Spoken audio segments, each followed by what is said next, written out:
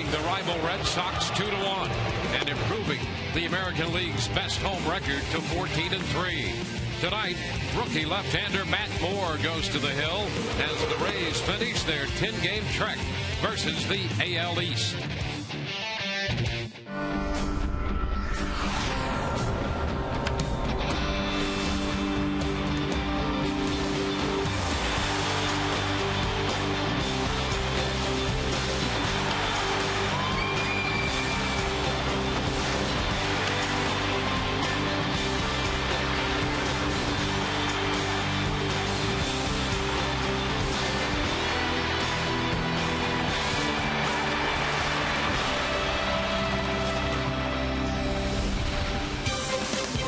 Tonight, we welcome you to Tropicana Field for the second game of a two-game set between the Rays and the Boston Red Sox. Hi again, everyone. Welcome to an evening of Rays baseball with Brian Anderson and Todd Callis. I'm Dwayne Statz. Great to have you aboard tonight as the Rays wrap up this short set against Boston on the heels of last night's victory. You know, a great starting performance by Jeremy Hellickson.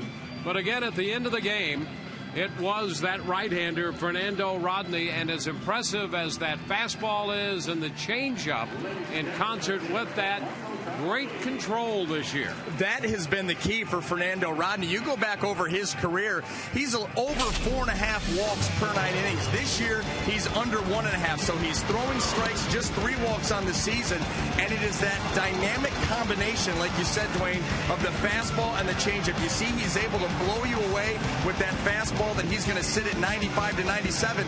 Oh, by the way, then he's going to drop this on you. The changeup at 80 to 82. The thing about it is coming out of the hand with his good arm speed that he shows on both pitches, it looks exactly the same, except the difference is 15 to 17 miles per hour. When you're able to keep that in the strike zone like Fernando Rodney has done, good luck.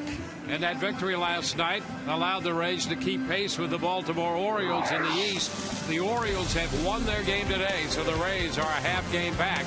And the pitching matchup presented by your Southern Ford dealers, a couple of young lefties, Felix Dubron on the hill for the Boston Red Sox, and Matt Moore goes to the hill for the Rays tonight. Matt looking for his second win. Well, the Rays have remained at least atop or close to the top without Evan Longoria. It's been a committee at third base for the Rays, and they have gotten the job done. We'll have more on that when we return. A look at filling in for Longo.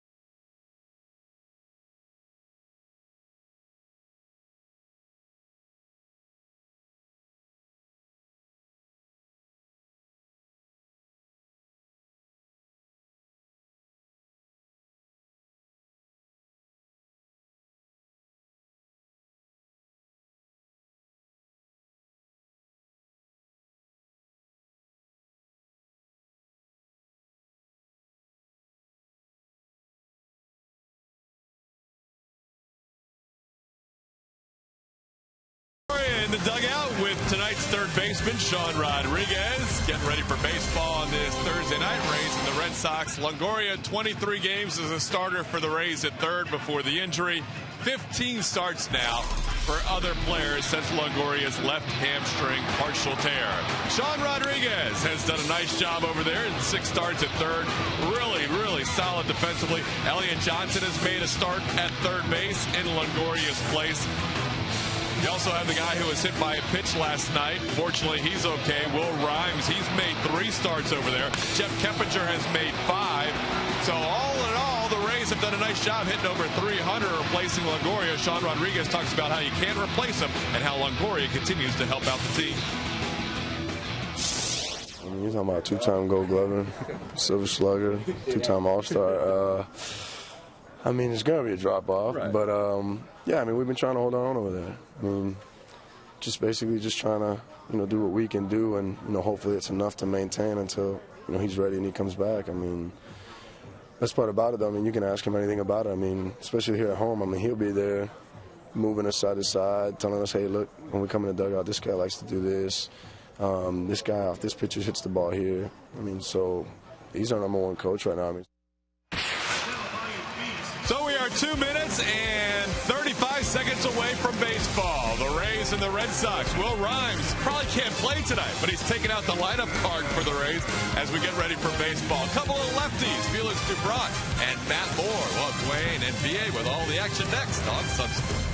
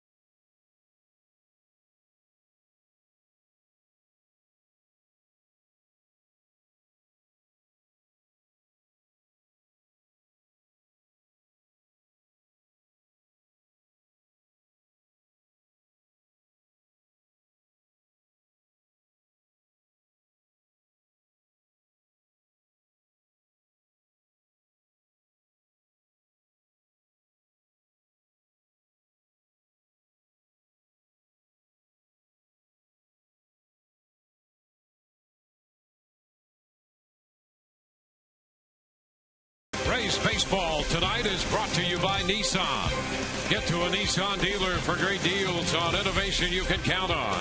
Innovation for all.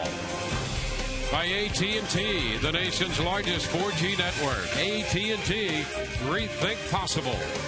By Tires Plus, the plus is in everything we do. And by Toyota.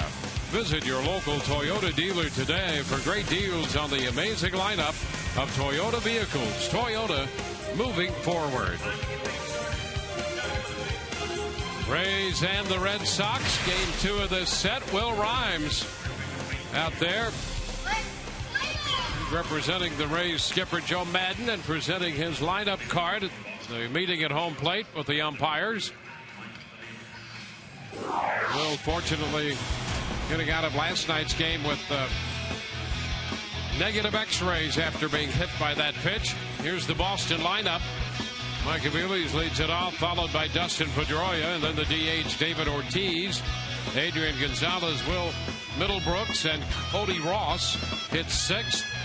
Daniel Nava is in left. Marlon Byrd in center. Kelly Shopik is the catcher, and he will hit 9th. Now taking the mound tonight for the Tampa Bay Rays, left-hander Matt Moore making his 8th start of the season and looking for that consistent release point that's going to lead to success for Matt.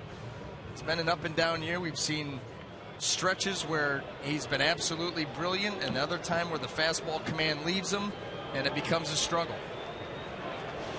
So the 22-year-old lefty all set to go to work. Mike Gavilli's the shortstop stepping in. And here it is. The first pitch is fouled right back into the screen. A fastball, and that first pitch is presented by Pinch a Penny. So we're underway tonight.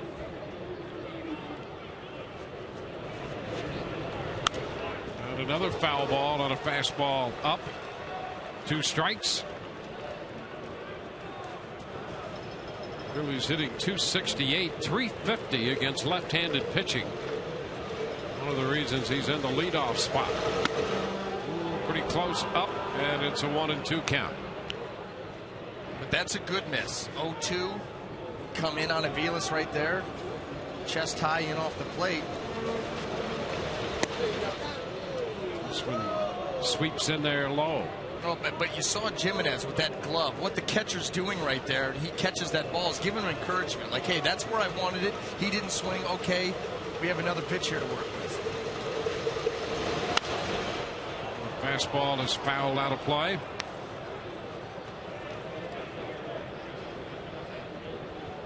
Joe Madden looking for good things out of his young left-hander, Matt Moore, who's coming off the Saturday start in Baltimore.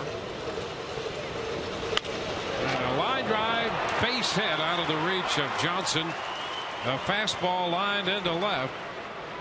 And the Red Sox have the leadoff man on base. Well, let's take a quick look at the Rays defense in the outfield, left to right. Rich Thompson, B.J. Upton, and Ben Zobrist across the infield, third to first. Sean Rodriguez, Elliot Johnson, Jeff Keppinger, and Carlos Pena. Chris Jimenez will be behind the plate. Tonight's Ray defense brought to you by Sweet Base Supermarkets, home of the new Sweet Spot Burgers.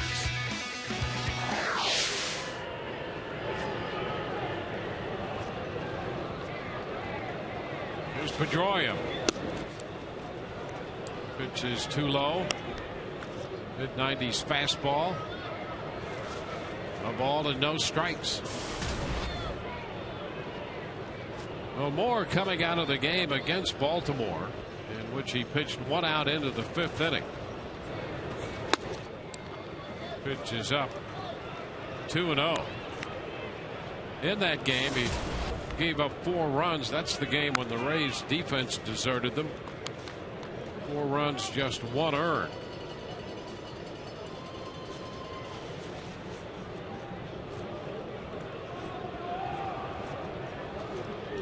Phillies with the lead.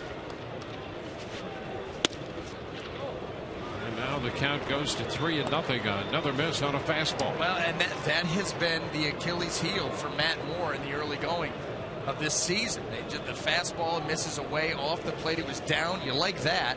Then he missed up with the changeup and then yanks that fastball. There's a strike. A little bit off the fastball and got the strike.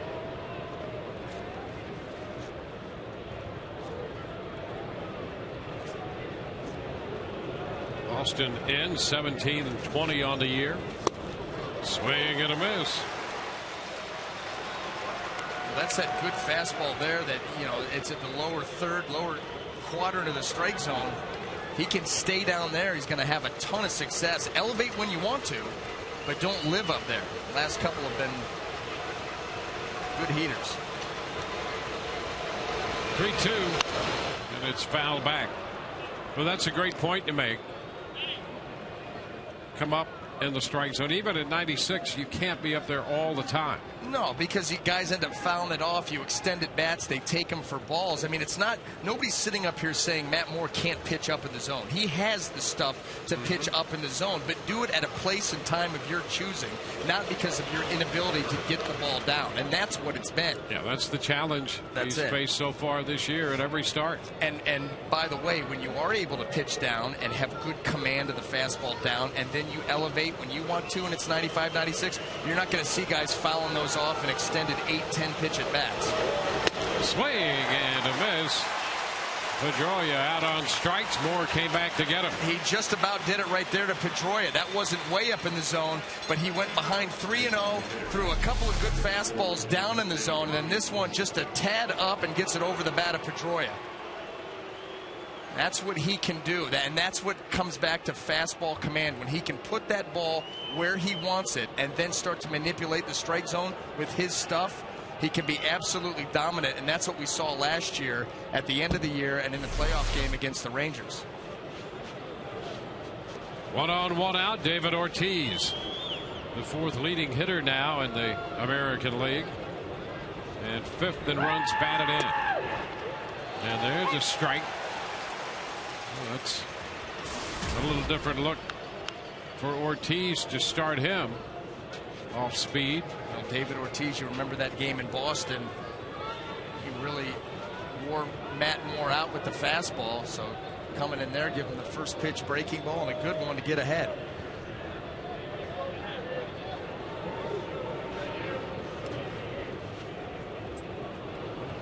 And a liner the other way. That ball will drop in front of Thompson. Thompson manages to corral it to keep it in front of him toward the line, and that prevented Aviles from going to third.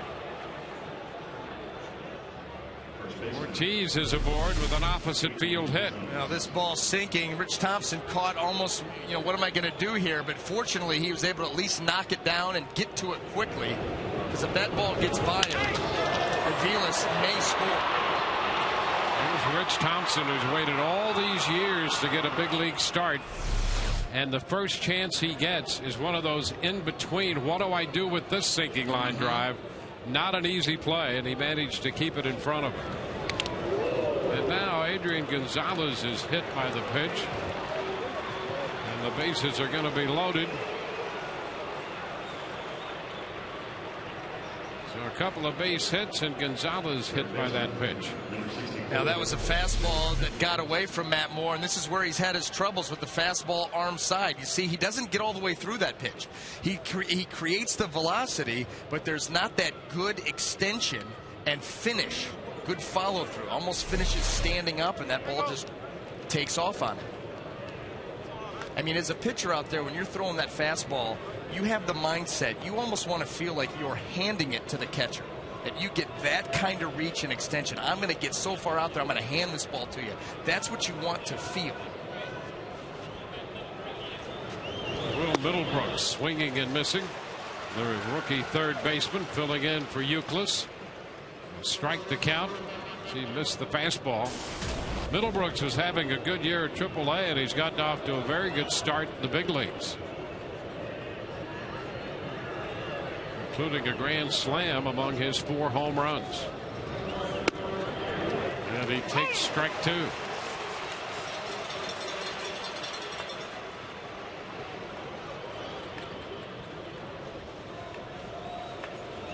Oh, 2 now.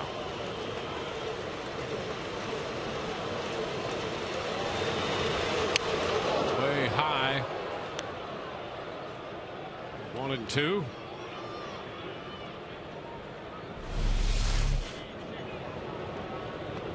Fastball, they want it in, and that almost went to the backstop, way up.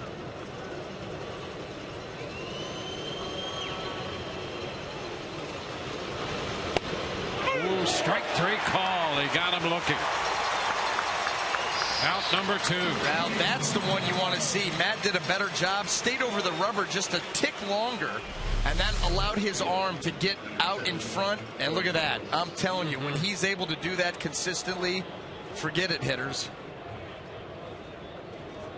He's over the rubber to the point where there's almost a little pause, and then bang, here comes the velocity. Downhill and finish. The body's not drifting. The arm is on time and in good rhythm. It's beautiful. Now it's Cody Ross. And the first pitch is a strike. And oh, by the way, a big strikeout right there. Bases loaded after hitting Gonzalez.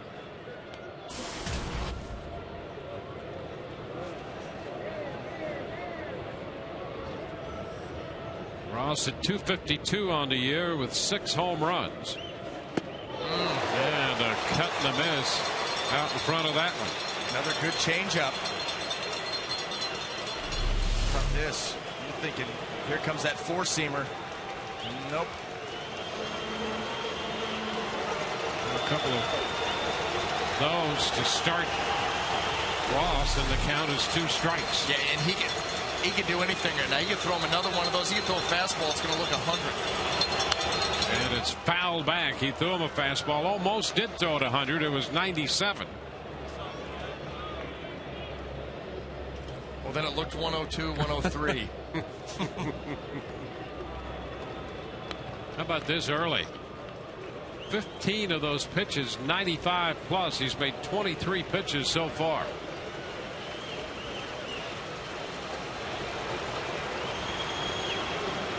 And for the second time, he'll make a 2-strike pitch to Ross. Down and in.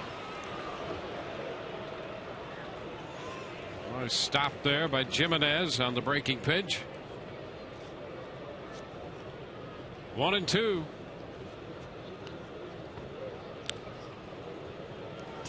Hurley singled. Pedroia struck out. Ortiz singled. Gonzalez hit by a pitch. Moore struck out Middlebrooks. It's a 1-2 count on Cody Ross. And that ball down and in. Yeah, and that was not an easy block either by Jimenez. Huge. You know the pitcher's coming with the breaking ball. You'd love to catch it for strike 3 or get bad contact, but you have to anticipate it in the dirt, and you see Jimenez coming over there quick, surrounding that baseball, keeping it right in front of him. He was pretty textbook right there. Position of his body, the move to go with that pitch in the dirt. 2-2 now. Oh, pretty close. Very close with the change, and he missed to take the count to 3-2. And if he missed, he just missed. That was a good pitch, and I think Cody Ross just felt he couldn't reach it, so he lets it go by. I mean, just off. It's as close as you can be off and not be on. 3-2, and a shot foul on a fastball.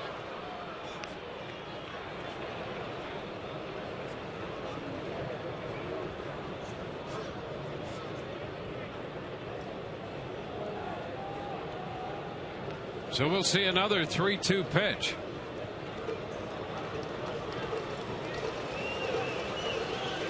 You can see Ross rifling that fastball foul, pulling it. 3-2. Here we go. And it's high. He tried to throw him a changeup, and he missed with it to force home a run. Well, he was on that fastball. They went back to the change, and the Red Sox get the first run of the game. Now here it is. That ball just sails out of the hand. Doesn't get quite all the way out in front, and it's one of those, another one of those high arm side misses.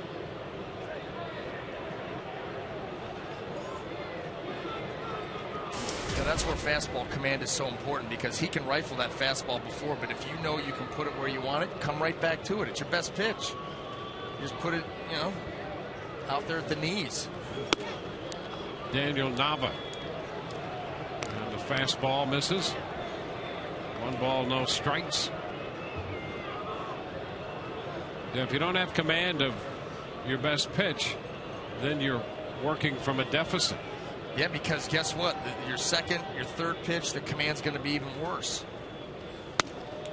Up and away. 2-0. Now we're getting to almost 30 pitches. Well, right at 30. And you get a lot of pitches here in a compressed amount of time. And so a good visit to the mound just to give him a little breather. Yeah, pitching coach Jim Hickey out there to just try to calm him down, get him back in line. Let's take a look. How about this? 401 fastballs, because primarily it's been to the right-handers where there's been trouble. The upper third of the strike zone and up and off the plate, almost half. 48.5%. The middle zone, which is right at the thighs, where you're giving up big numbers as far as batting average against and a lot of damage. You don't want to be there either. At 34.5, you add that up, and pitches in the mid thighs and up and out of the zone, 83% of the fastballs, 330 of 401 fastballs have been in the zones. You don't want them unless it's by design. But too often with Matt Moore, it has not been by design. It's been because he can't help himself mechanically right now. And it's all in the explosion zone. Foul ball out of play, and the count is 2-1. It's one thing to go up there for effect, and when you have command to even dominate up there. But when you're up there and out over the plate that much, the odds of your success go way down. Because you never change the hitter's eye level. He only looks in one spot. He looks thighs up. 2-1 and a shot up the left field line. That's going to be a foul ball. Just foul. Nava came close, perhaps, to clearing the bases on that one. A line drive, just foul up the left field side. Now here it is. It gets out in front of the fastball. Hooking. And just foul. Great call.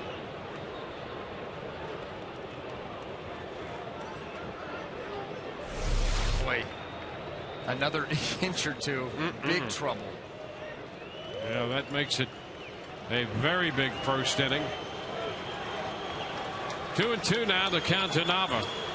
Make one big pitch here and just give up the one run. You can live with that. Swing and a miss. He got him. Came back with a changeup that time and got Nava to chase it. They settle for one. Bottom of the first coming.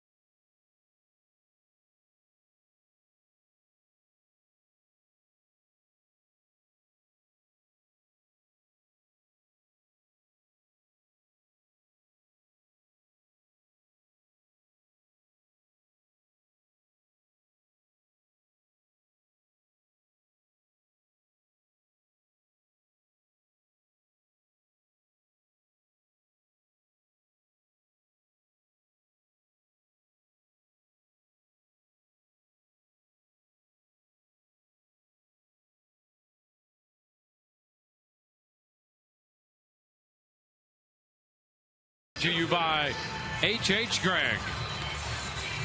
Well, the Rays down by a run.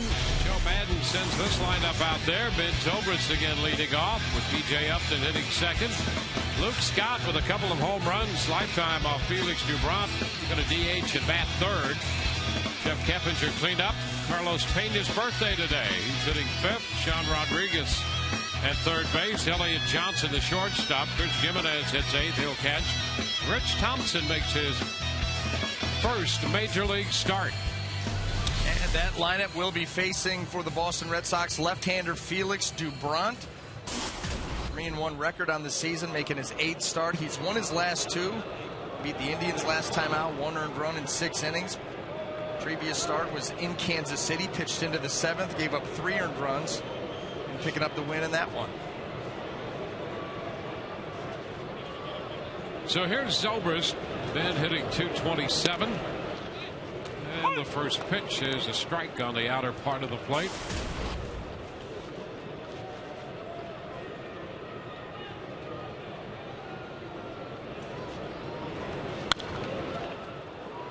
To a foul ball. Dubront out of Venezuela.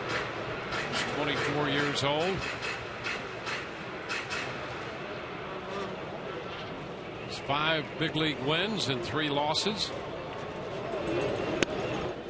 And strike 3 called, a fastball. Zobrist takes it. Well, let's take a quick look at the Red Sox defense as it lines up tonight in the outfield. Left to right, Daniel Nava, Marlon Byrd, and Cody Ross. Across the infield, third to first, Will Middlebrooks, Mike Aviles, Dustin Pedroia, and Adrian Gonzalez. Kelly Shopik will be behind the plate. Tonight's Red Sox defense brought to you by Sweet Bay Supermarket, home of the new Sweet Spot Burgers. And the first pitch into B.J. Upton is a strike. A fastball.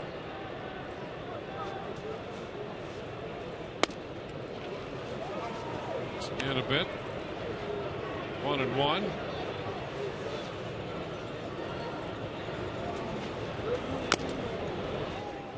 Dubront walked a few more than he would like overall this year, but the trend, his last outing against Cleveland, was in a positive direction with the Boston left-hander.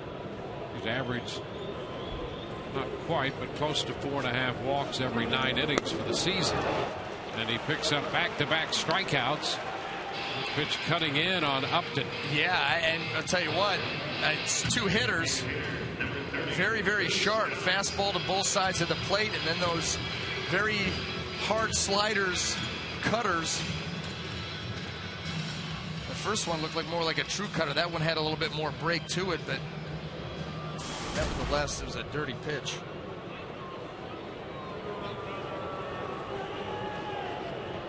Well, Luke Scott now with the bases empty and 2 gone. And he takes the pitch. That's a strike. Luke with those 2 career home runs. This one came in Boston at Fenway. The other one came when he was wearing a Baltimore uniform.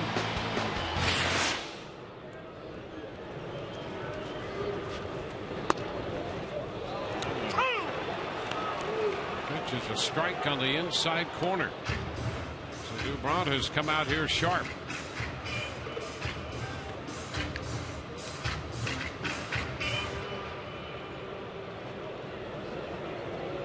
Rays have won 4 straight. They've gone to 24-14 on the year. Right now, a half game back of Baltimore.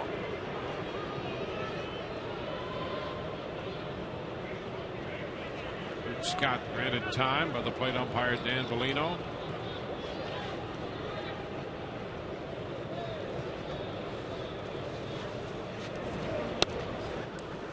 One ball, 2 strikes. Yankees scored a run in the first at Toronto.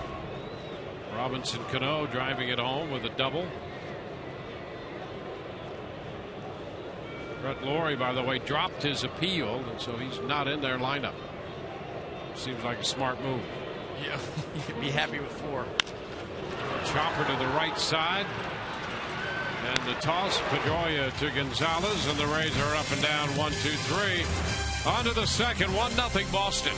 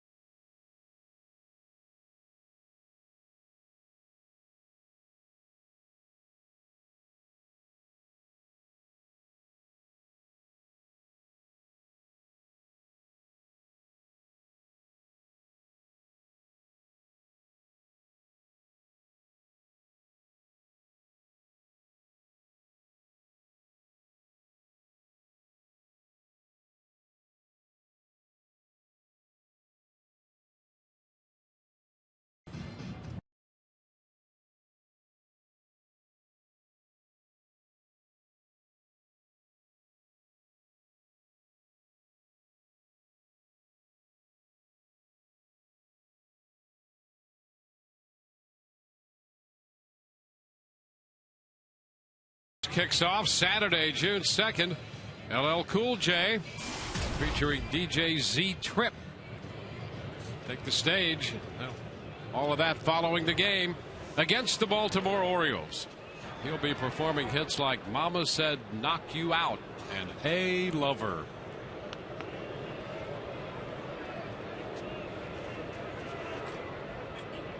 Here's Marlon Byrd.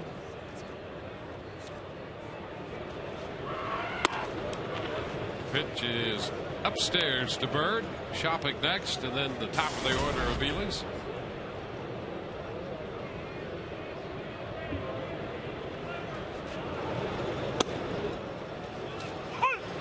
Strike, and it's 1-1. Baltimore beat Kansas City 5-3. Brian Mattis won that game for the Orioles. He's 3-4. Foul. Chris Jimenez 1-2. Adam Jones hit a home run today. He has 13. And Jim Johnson picked up his 14th save. Oh, what a difference that Baltimore bullpen has made. 1-2 to Byrd. It's high. Well, the whole game last night, Baltimore's losing. End up going home, getting on the computer, and throwing up the website that we use and looking at the standings, and it said, you know, Rays were half a game up. And that was my first thought, was that no way that they came back and tied that game and are still playing right now. That's exactly what happened. Then win again today. So the Rays right now half game back of Baltimore. Full count to Byrd. And a long one to left. Thompson all the way to the wall, and that's going to get out of here. A 3-2 fastball, and Byrd hit it out. And he's not losing any time rounding the bases. 2-0 Boston. That's his first home run for the Boston Red Sox. Well, Marlon Byrd, a veteran player. He gets to a full count. He saw Matt Moore walk a hitter on a full count changeup with the bases loaded. Knows that he doesn't want to put the leadoff hitter on. So he comes in with a fastball. He's looking for a fastball, and he drills it out of here. Byrd does not have a home run trot. He has a home run sprint. Here's Kelly Shopping. The pitch is a strike to Shopping. Shopping would not have a home run sprint. No. Nope.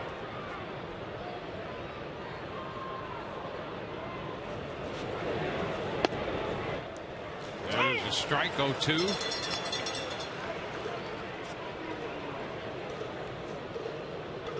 So Boston scored a run, left the bases loaded in the first. Leadoff home run in the second.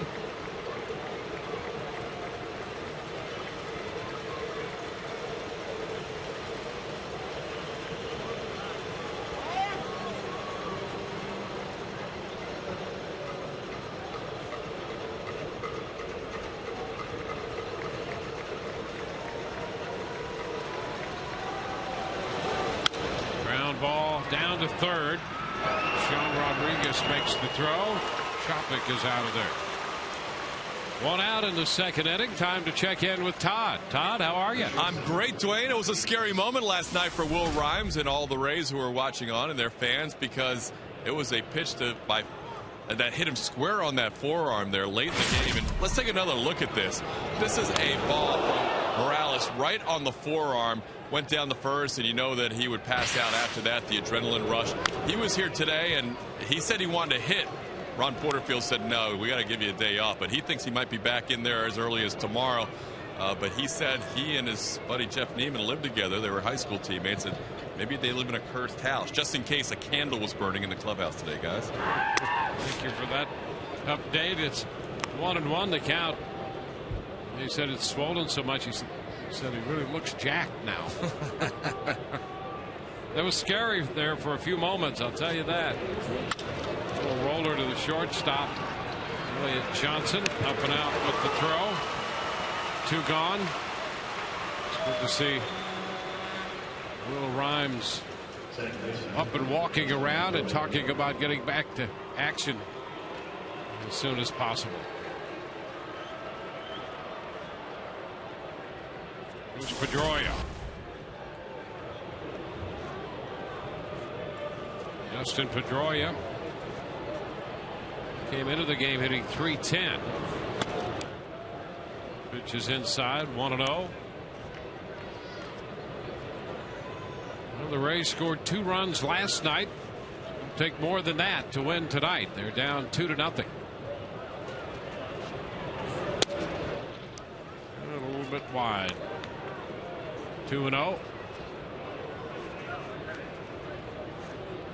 33 pitch first inning for Matt Moore.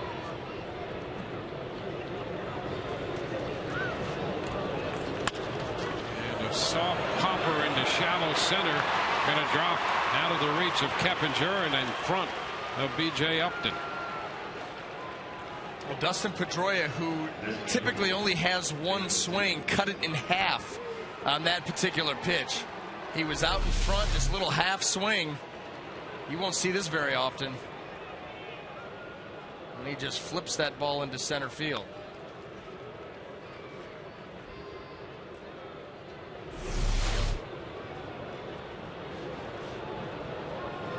A 2-out base hit. Here's David Ortiz.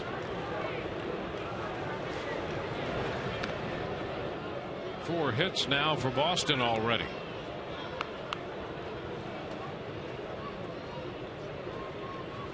Well, the Red Sox came into this game with 200 runs scored for the year. Second in the league. Shot to right field, and it's right to Zobrist. A line drive off a mid-90s fastball. Bottom of the second coming, 2-0 Boston.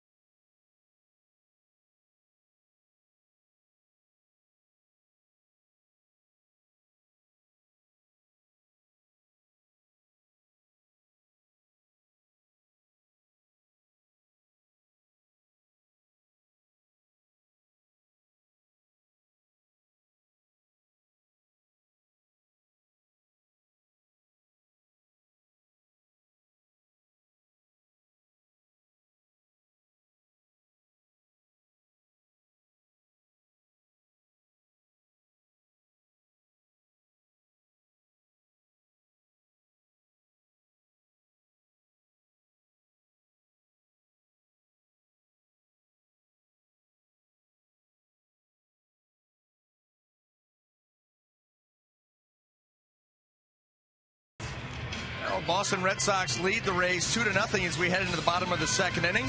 So follow your Tampa Bay Rays all season long with a 7-day-a-week subscription to the Tampa Bay Times. Subscribe today and get one of the top 10 sports sections in the country. For an exclusive subscription offer, go to tampabay.com/Rays offer. There's Jeff Keppinger. Keppinger hitting cleanup.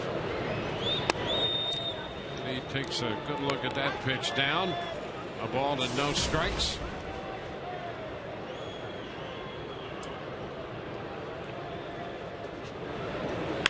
And a line drive. There's a base hit into left. One hop in front of Nava. And the Rays have their first hit. Keppinger singles. That unusual occurrence last night with Keppinger at the plate when he struck out swinging Went down swinging against Scott Atchison, and that's the first time that he has struck out going down swinging. Maybe the only player, the only pitcher in the American League that's capable of doing that. Well, he did it, which proves he's capable. See how you tie it all together. And here's Carlos Pena. There's Atchison. The only guy in captivity to strike out Keppinger to get him swinging. That's what he's talking about right now. Big cut and a miss by Carlos Pena. Strike one. It's like, guys, I don't know how I do it. Okay, I just do it. I don't know. Wish I could help y'all. Yeah. Well, not many swing and misses in Keppinger's game, except when he faced Atchison last night.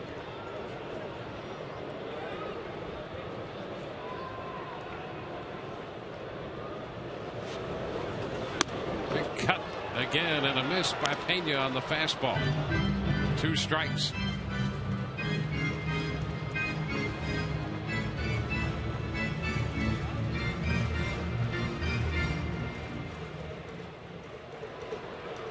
Dubron had a couple strikeouts in the first inning when he got Zobrist looking and up and swinging.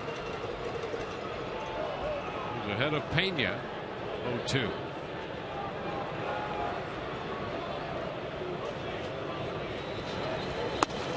Open in. 1 ball, 2 strikes. Carlos down in the count right now, but through the years he's collected a couple of home runs on his birthday. So we'll see what the night holds for the Rays first baseman, turning 34.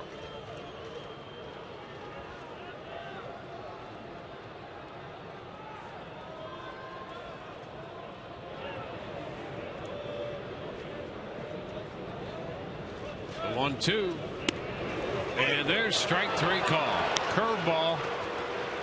And strikeout number 3 posted by Dubron. Oh, here it is. What a change of pace this was. Snap off the curveball, let it track to the outside corner. Dan Bellino says it caught that front corner of the plate. Yeah, there's not much point in arguing with Bellino. A couple of years of experience as a major league umpire, but he also has a law degree. So you're probably not going to win an argument with him. An umpire and a lawyer. Pitch outside to Sean Rodriguez. 1 ball and no strikes.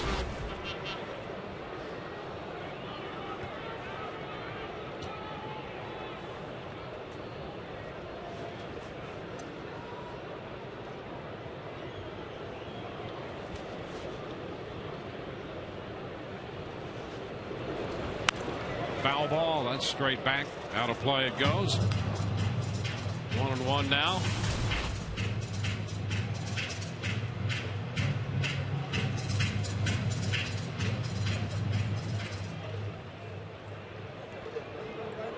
Boston comes in 3 games under 500. Been scoring a lot of runs. Pitching at times has been an issue.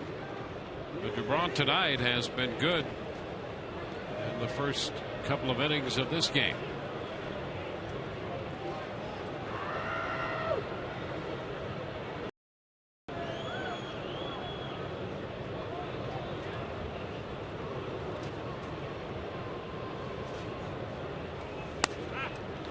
Been away.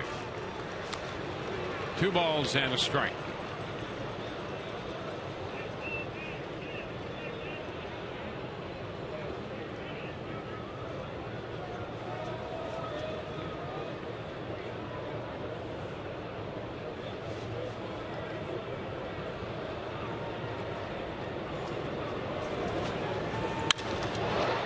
Fly ball to center. Alan Bird is there. 2 outs.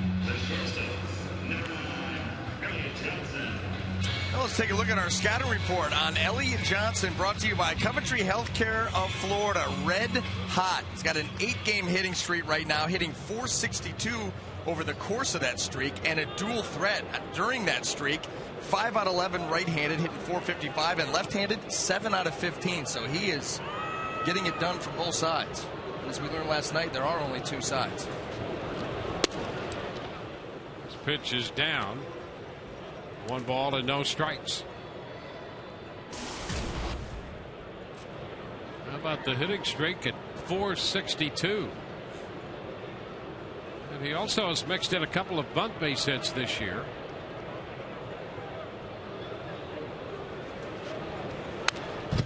Pitch is fouled back, and the count is 1-1. I like Elliott's evaluation of his situation.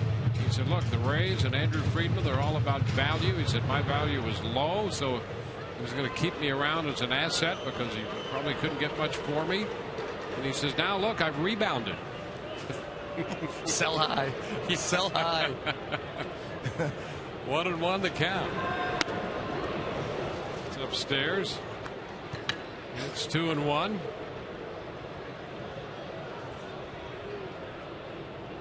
Well, there's a lot of perseverance in this part of the lineup for the Rays with Elliott Johnson and Rich Thompson, who's hitting 9th in the Rays lineup.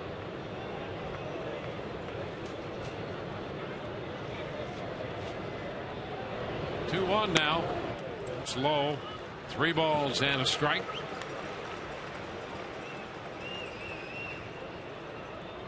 Dubron had a 1-2-3 first, gave up the single to Keppinger in the second. There's retired Pena and Rodriguez. There's Chris Jimenez on deck.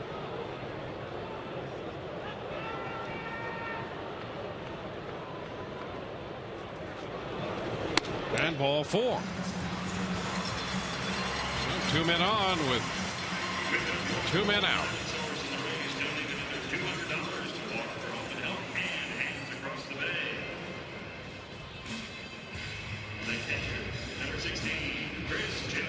Chris is hitting .220, and most of that has come against left-handed pitching. He's 10 out of 26 against lefties. So he's in there against this one tonight. This would be a good time to come through once again. I mean, after you get a free pass to the 7-hole to get a guy into scoring position, you'd like to make Dubron pay for that mistake.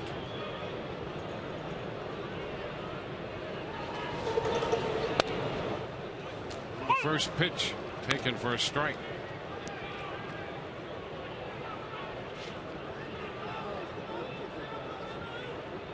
Dubron, left to his own devices, not in much of a hurry between pitches, and especially with men on base.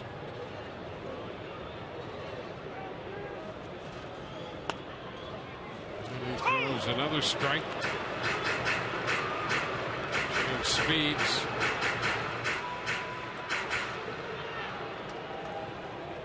That puts Jimenez way down in the count, 0-2.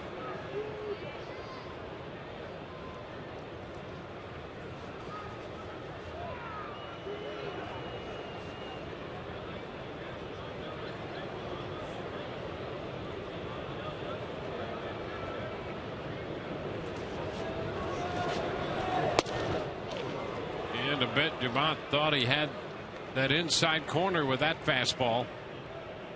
Got it up there in the mid-90s. Pretty close. Yeah, it was. It was really close. Good pitch here. Did not get the call, and then a quick change of direction. You make that mistake, start to walk off. You want to pop back up on that mound real quick. Almost a non-verbal apology. And the ground ball to third. Bobbled, but picked up by Middlebrooks, and the throw to first in plenty of time, and the Rays leave 2 through 2. They're down 2-0.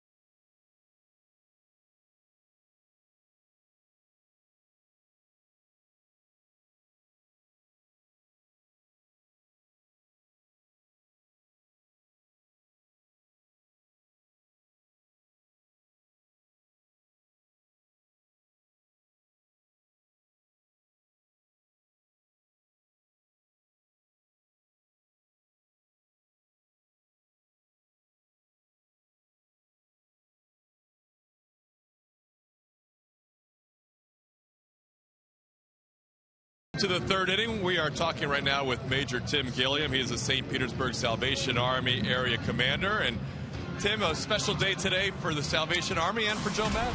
Exactly. Today we wanted to recognize community all-stars, and Joe was one of those all-stars. He received our Good Samaritan of the Year award. Yeah, Joe does so many great things with Thanks Miss and helping you guys out during the offseason. He has such a passion for those who are down and out in our community, and with the Thanks Miss event in the fall, he really is able to touch and shake the hands and give hugs to literally hundreds of people as he gets the food, prepares the food, and serves the food, and it just makes such a difference for the morale of the people in our community. Yeah, we've been fortunate all of our broadcast team has had a chance to participate in that. This is a big week for the Salvation Army. Yeah, this is National Salvation Army Week in the United States, and we came to the United States in 1880. The Salvation Army began in 1865 in London, England, but in St. Petersburg this year we're celebrating 100 years of service right here in this community and in Pinellas County. Amazing stuff. Right now we'll take it back to the guys. Tim, thank you very much. Thank you. All right, Todd, thank you very much. Adrian Gonzalez up here with a count of 2-0. The breaking ball from Moore missed. Gonzalez, as you can see there, hit by a pitch his first time up. And now Moore is behind 3-0. So it continues to be a quest for command for Matt Moore.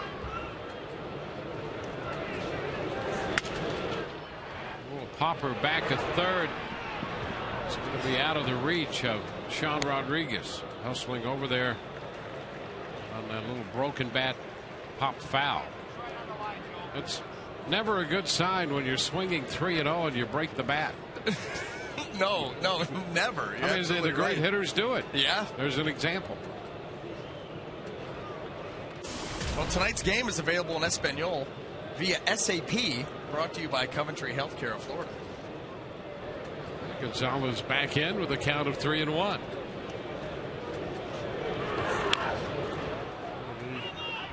Fouls this one a little roller. He cannot lay off that fastball that's close to him. He probably swung at ball 4 twice now. Mm-hmm. A broken bat and his a broken bruised toe. Yeah, right. Wow.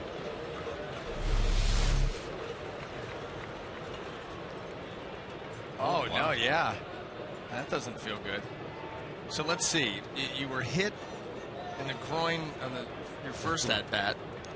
Then you swing 3-0 on ball 4 and break a bat. Then that's clearly a ball, and it takes it right off your knee. Well, another good argument for swinging at strikes. And that right knee checked over.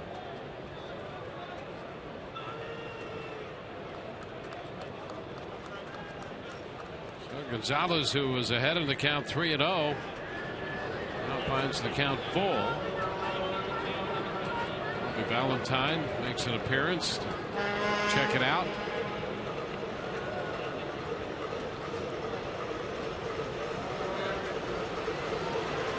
Three-two now, and a long one deep down the right side. That ball is going to be a foul ball.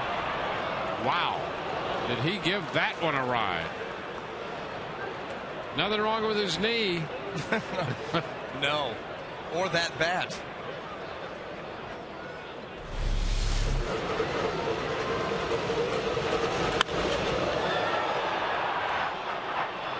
Look at this.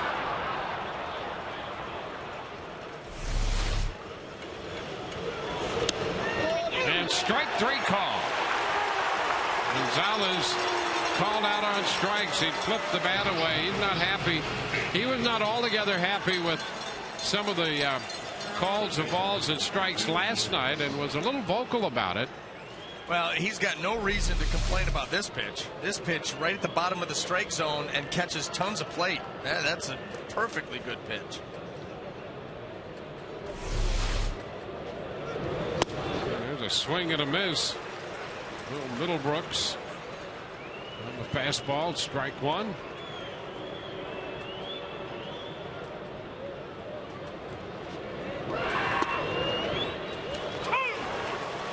2.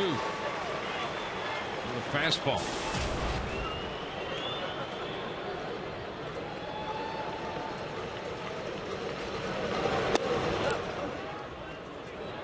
One and 2.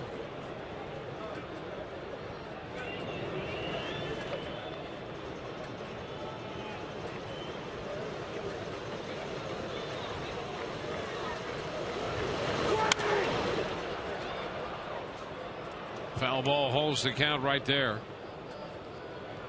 More here in the early stages, making a lot of pitches. There's Adrian Gonzalez. He's just checking the replay. Swing and a miss. Middlebrooks out on strikes. A mid-90s fastball against him. Well, and where was every other fastball during the course of that at bat? Down in the zone. He finished Gonzalez off down in the zone. He goes down, down, down to Middlebrooks, and then comes middle of the plate with a little bit of elevation to it and gets it right by him. And that's not even as far up as he probably could have gone. That's what happens when you change eye levels. Guys can't catch that. Well, there's Cody Ross, who walked with the bases loaded in the first inning. And there's the strike.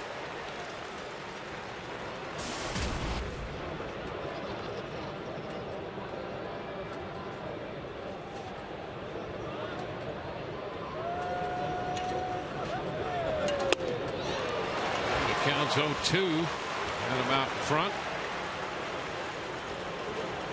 Well, he went 3-2 with him and walked him on a changeup to force home a run in the first. 2 outs, bases empty here in the third.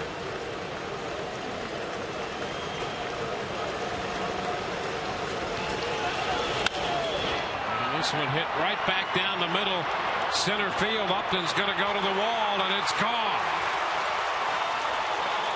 Home run to center by Cody Ross. That was an 0-2 changeup. And he hit it right out of here. And he had looked bad on every other changeup that was anywhere near the zone, swinging and missing. And here he goes. This one stays up, and he stays back.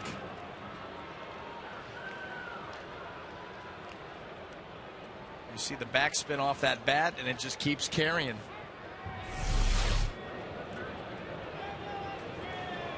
So for Ross, that's his 7th home run of the year. The 8th home run given up by Moore this year. Daniel Nava fouls the fastball back. That's a strike.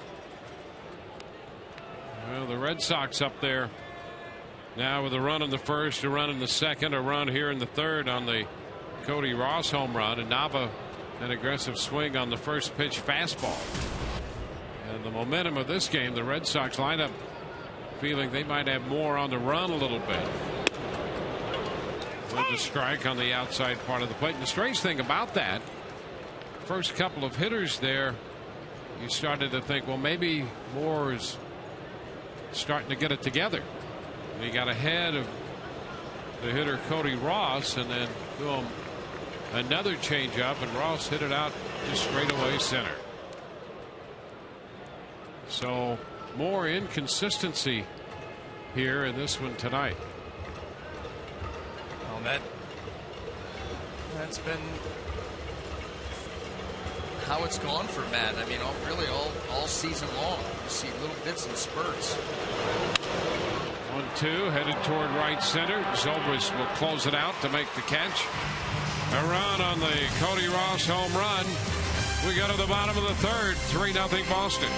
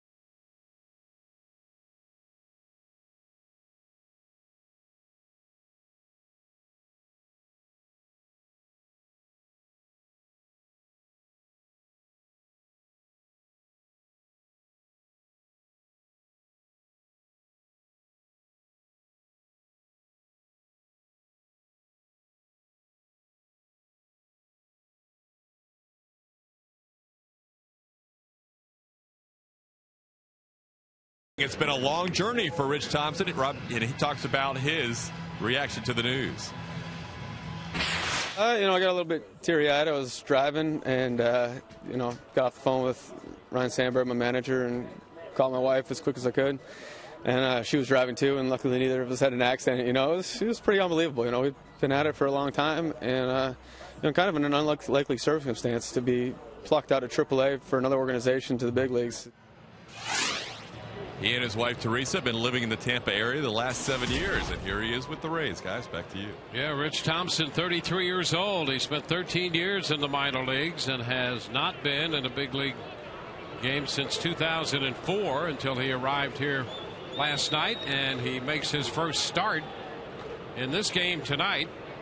Up here to lead off the bottom of the third against the left-hander Felix Dubron. The pitch is a strike. He's been playing at the AAA level in the Philadelphia Phillies organization this year. He's hitting .307 there. The pitch in around the knees, a fastball. 0-2.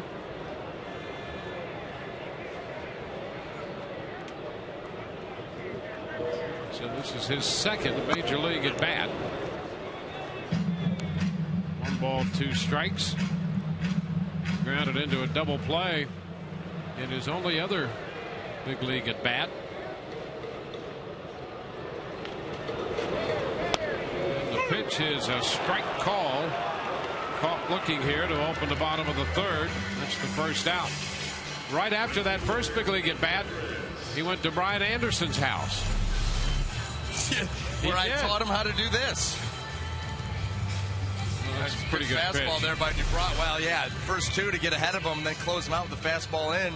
Yeah, we had a little team cookout. Yeah, how about the Shea Anderson household? Yes.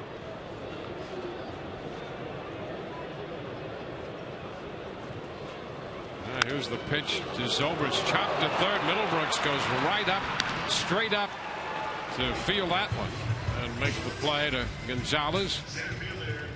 So that's 2 up and 2 down, 2 quick outs here in the third. So how about that? He comes up here, jars your memory. Right. He's talked about it. Yeah. He said that Brian Anderson was a nice guy. He said, wait, there are a lot of Brian Andersons around these days. Is that the same one? An I or Y? Right. B.J. Upton pops it up. But there's going to be catcher's interference here. Upton's going to be awarded first base on catcher's interference. Shopik made contact with Upton's bat. So it will not be an at bat for Upton. He'll be awarded first on catcher's interference. And an error charge to Shopik. Kelly's first error of the year. Well, let's take a look.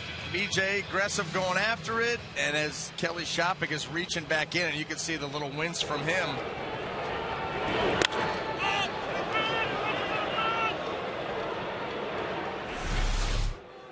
So the Rays got a base runner with 2 outs, and that'll get Luke Scott up there.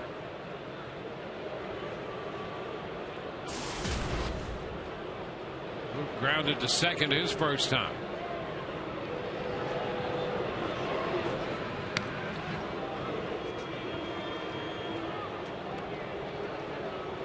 Rays had a couple men on in the second.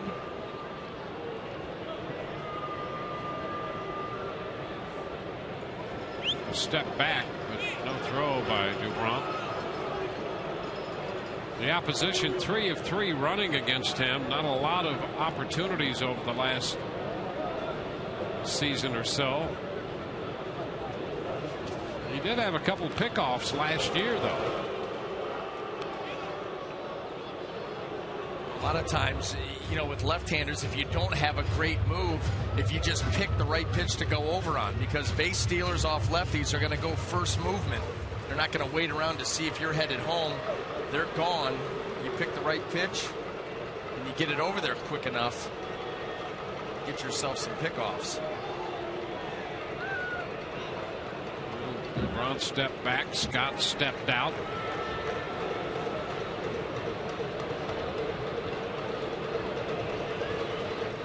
move to first. BJ's back in. BJ definitely has the attention of Dubron. You remember from the flashback from Luke Scott's first at-bat, a couple of home runs off of Dubron. You get him thinking about BJ over there and leave one out over the plate, get right back in this game in a hurry.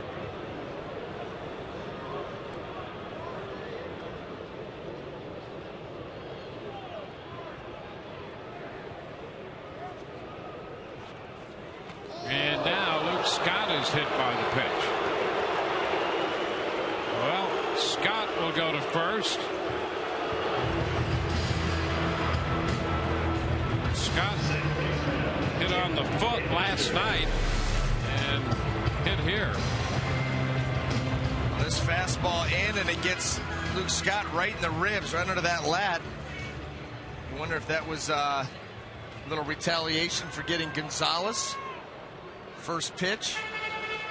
I don't know why you'd put BJ out at second base, but also when they showed Dubron and Kelly Shopik walking back to the mound, Dubron didn't look real concerned about hitting him either.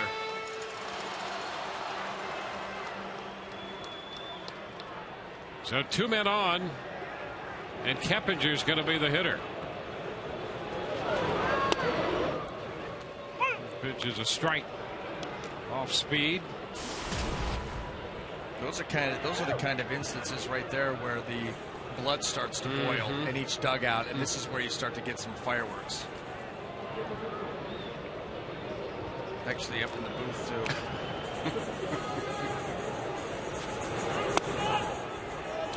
There's a strike. 0-2.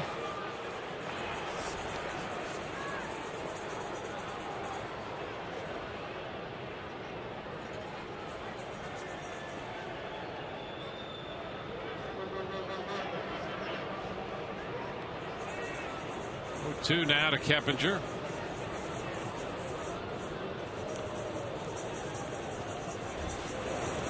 And a line drive base hit into left. Upton heads to the plate, and the Rays are on the board. Well, the hit batsman moved Upton into scoring possession, and Keppinger comes through, driving in the run. Yeah, probably not smiling about that. Jeff Keppinger making him pay. Come right out here, get that breaking ball that catches a little bit too much plate, laces it into left field, and even though Nava comes in, that ball's not that deep. BJ Upton with his speed, 2 outs, he's going on contact, not going to throw him out.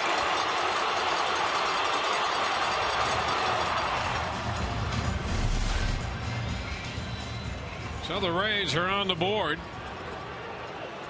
Scott at second and Keppinger at first. 8th run batted in for Keppinger. 2 for 2 tonight off the lefty. He came in hitting .394 against left-handed pitching. Here's Carlos. The pitch is a strike, and Shopik ready to fire down to second. Carlos with 5 home runs on the year. 2 coming against lefties.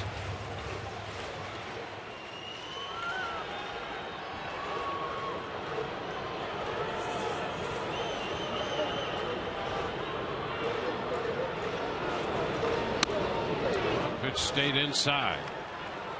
Threw the curveball and missed with it. 1-1.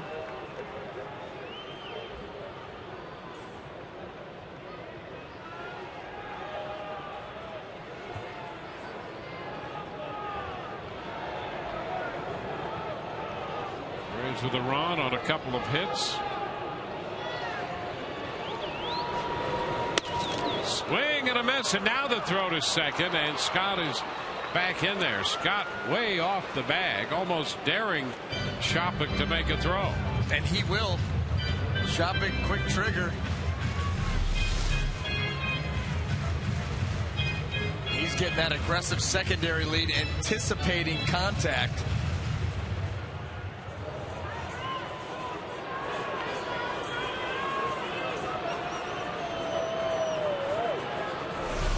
Carlos with a 1-2 count.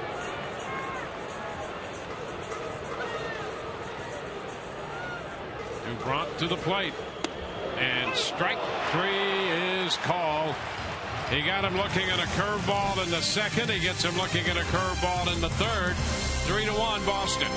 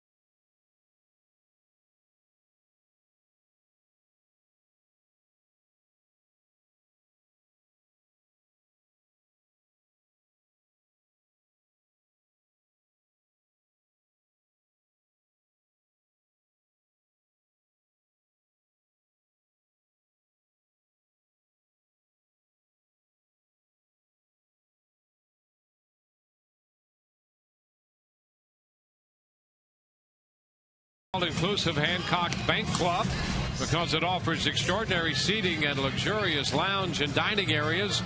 It's the Hancock Bank Club featuring an upscale menu and inclusive drink options. For tickets and more information, call 888-FAN-RAYS or visit RaysBaseball.com. Well, the Rays are on the board. It's 3-1. We go to the fourth. Marlon Byrd, who hit a home run in the second inning, leads off here in the frame. Pitch is a strike. Matt Moore now on the verge of making his 70th pitch here as he opens the fourth inning. 2. A nice curveball there. He can continue making them like that. Have some quick, efficient innings. This ball, that snap break late.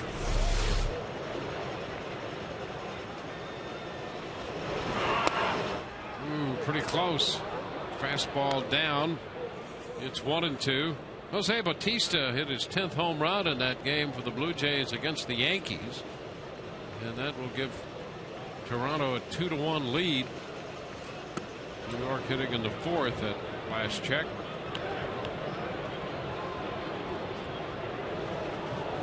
To the count.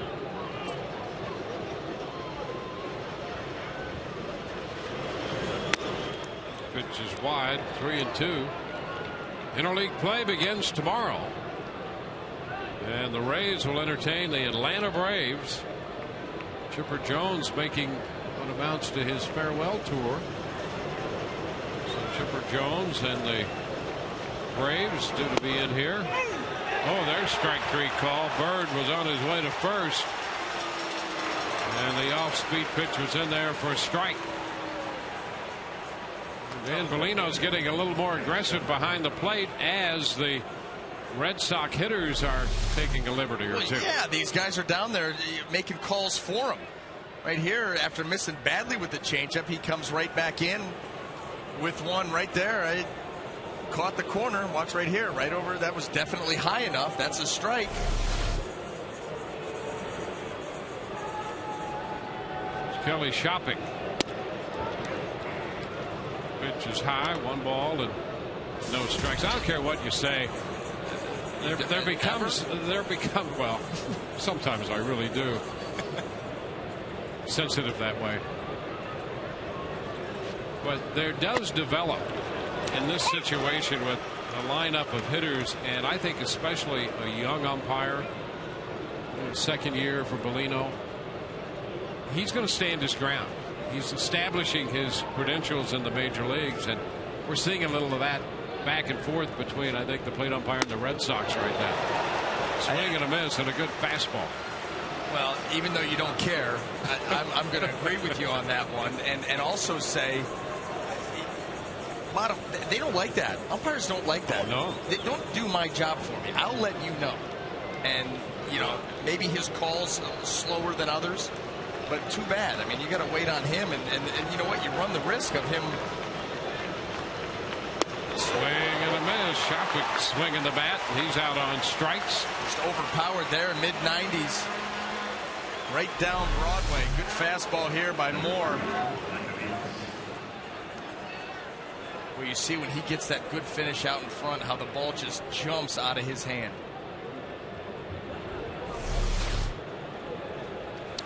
So a couple of strikeouts, 7 in the game. Here's the top of the order, Mike Avilius, the pitch outside. 1 ball and no strikes. By the way, we'll be chatting with Jim Hickey, the Rays pitching coach. This pitch is fouled. 1-1. There's Jim. We'll be chatting with him in the bottom of the 4th inning.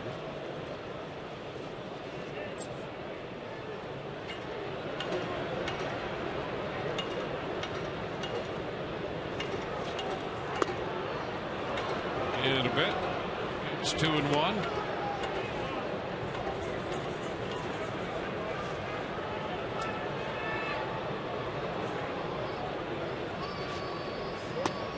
And strike 2.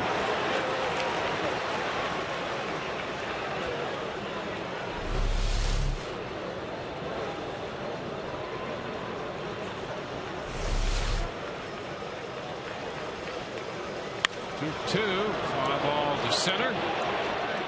PJ is there to make the catch. 1-2-3 go the Red Sox. Bottom of the 4th coming. We'll chat with Jim Hickey in a moment.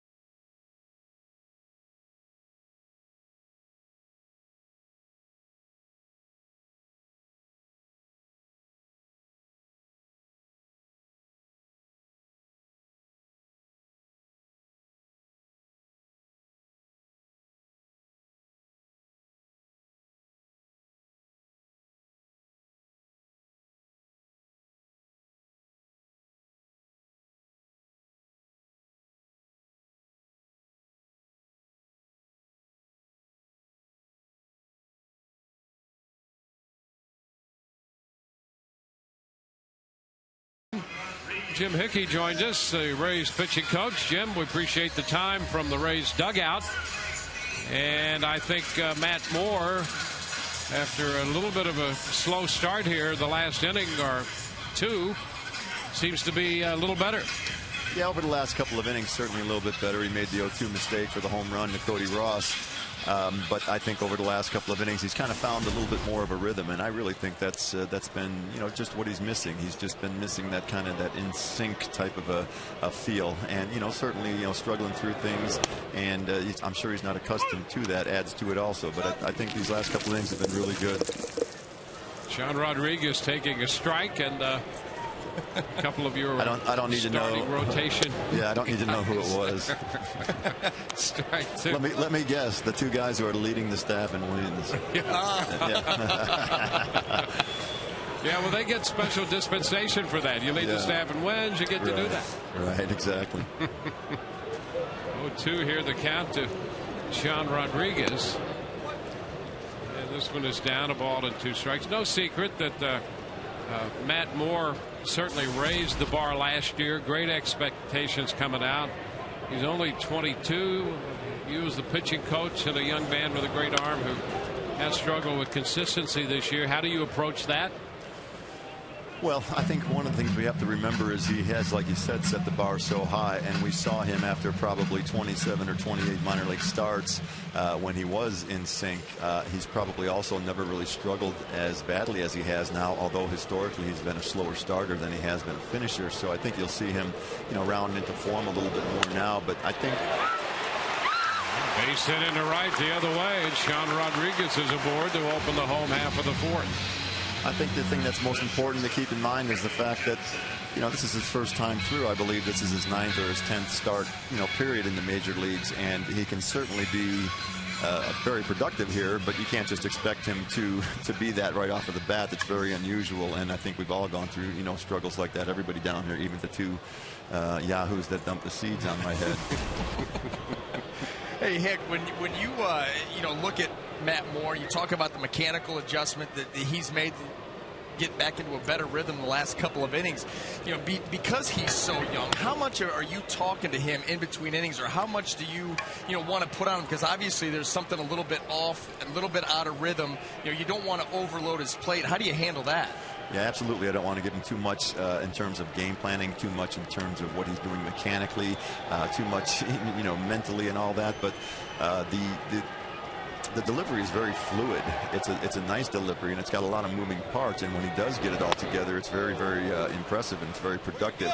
And the only thing that I saw was a little bit of a hesitation, maybe toward the top of his delivery, as he committed to home plate.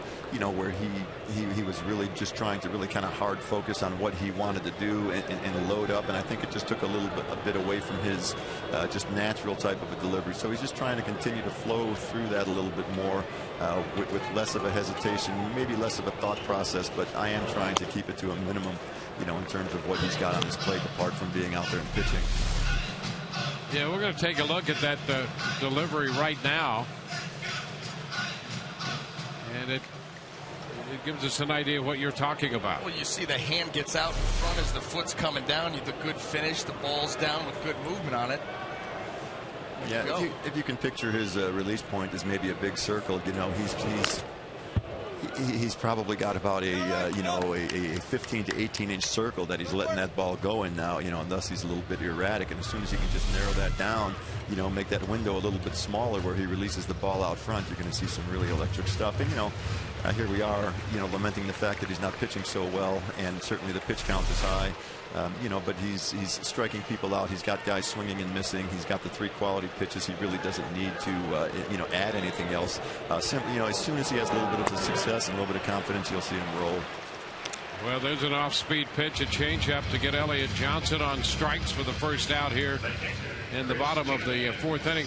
We don't want to keep you any more away from your work than we absolutely have to here, but we couldn't let you go without talking about what's been going on in the bullpen. Yeah. It's just been an amazing story. What's been going on in the bullpen? Well, the bullpen caught a lot of heat early in the season because of the fact that, we allowed a number of runs early in the season. So, people pick up the paper, or you have to report on the fact that the bullpen has a 9.5 earned run average or whatever it is. So it was ugly, but I would say probably, I don't know the exact numbers, but certainly 3+ weeks now, the bullpen's probably been as good as anybody that there is.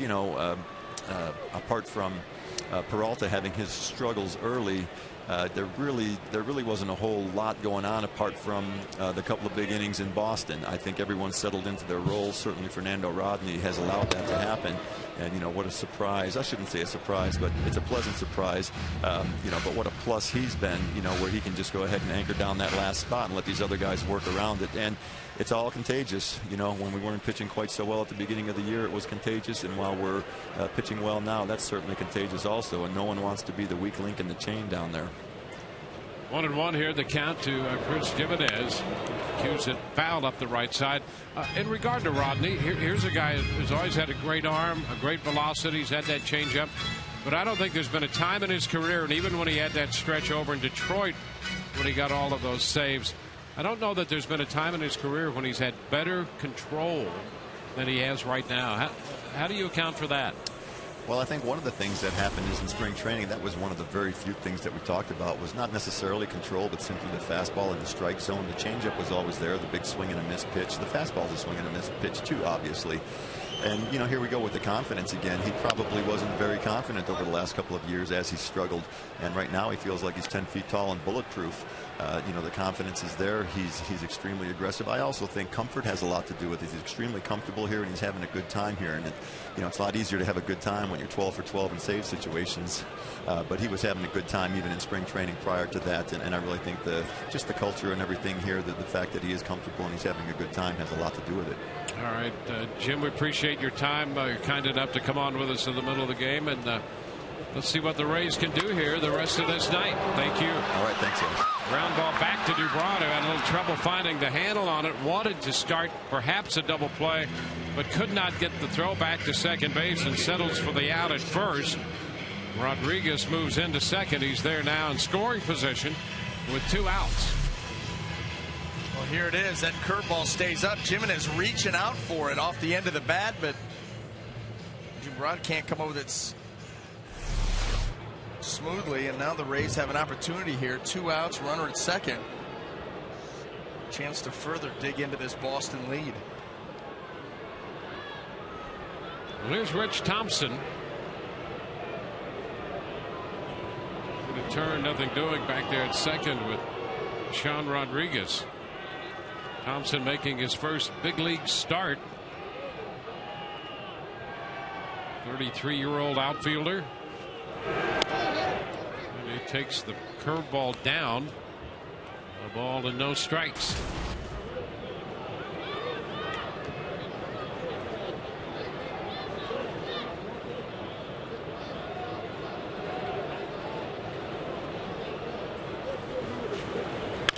A little chopper toward the middle. Gonna go through and a base hit into center. Rodriguez will score. Rich Thompson comes up with his first base hit, and it drives in a run to make it a 1-run ball game. First major league hit for Rich Thompson. A chopper through the middle. How about that? See, that's what we talked about during the barbecue. They're going back up the middle. Right here, Rays with an opportunity. Rich Thompson stays on that pitch and just chops it up the middle.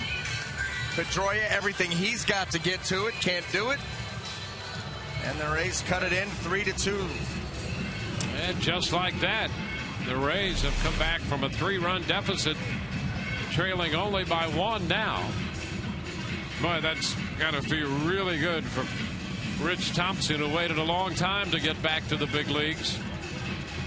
Hadn't been in the big leagues since 2004 when he played in 6 games for Kansas City. Had just 1 at bat. Primarily a pinch runner used for defensive purposes.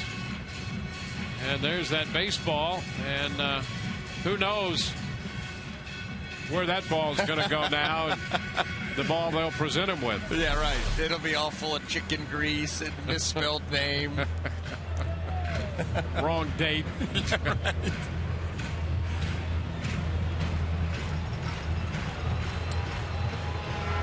So it's 3-2.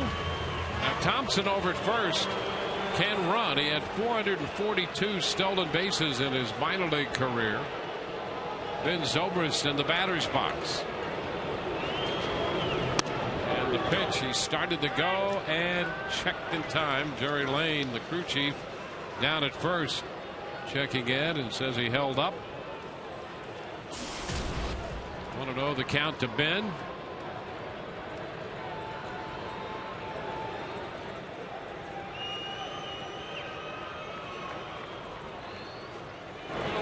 And the pitch down, it gets away, but not far enough. Thompson could not advance. I think he got caught flat-footed right there. That was a breaking ball. You see that in the dirt, and with his speed, any kind of anticipation, he could have been at second. Here it is. I mean, that ball, you can see that coming out of the hand that was destined for the dirt. See, he was protecting it. He was moving back because of the move of DeBron. The fact that he thought he may come over there. Wrong way. There he goes. Pitch is down, and there'll be no throw. A stolen base. So Rich Thompson not only drives in a run with his first major league hit, it's on there and steals second. David Price telling him to take the bag. He sandbagged him. Moved back on the previous pitch and then swiped this one with a good jump. Take the bag, the baseball. The bat's authenticated. The uniform's going to Cooperstown. Now the 3-0 pitch. And ball 4 inside. Ben Zobrist draws his 31st walk of the year. The Rays have 2 men on with a run home. First stolen base there for Rich Thompson. He says, hey, grab that bag.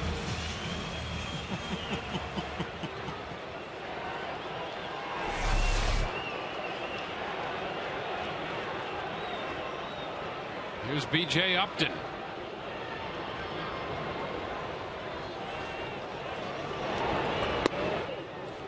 Pitch is down. 1 ball, no strikes.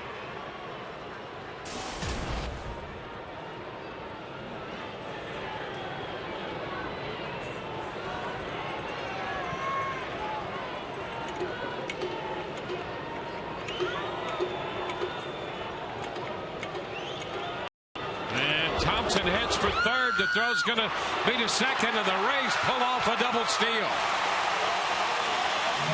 Thompson steals third. The trailing runner was Zobrist, and Shopik decided he had a better shot there. The Rays steal them both. Yeah, I think that shot into Luke Scott's ribcage has really woken up this Rays bench. Look at that. Not even a look back at Rich Thompson, who got a big-time head start, tipped off what they were going to do. It didn't matter, and they swipe it easily. Now 2 men in scoring position for the Rays in this 3-2 game. BJ takes a look too low. 2-1. We'll take a look at Thompson stealing third. Well, you'd like to get a moving lead. That is ridiculous. Not even a look back. Way too easy.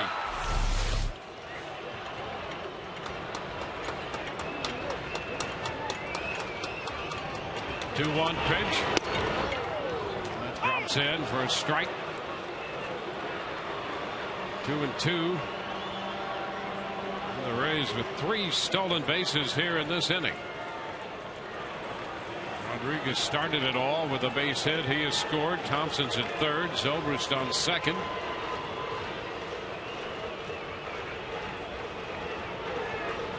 Two. And there is ball 3. And DeBron was headed to the dugout. That's the second time. I don't understand with the Red Sox here. Dan Bellino will let you know. Don't try to do his job for him. 3 balls, 2 strikes.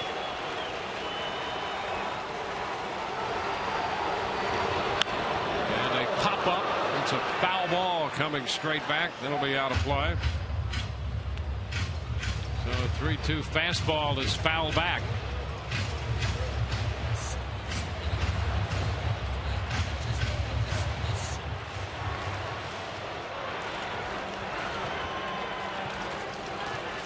Rays have 2 runs, 4 hits. Boston 3 runs, 5 hits.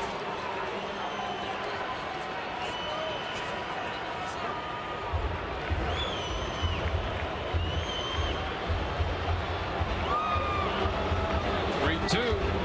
Oh, up and in for ball 4. He missed by plenty there, and the bases are loaded.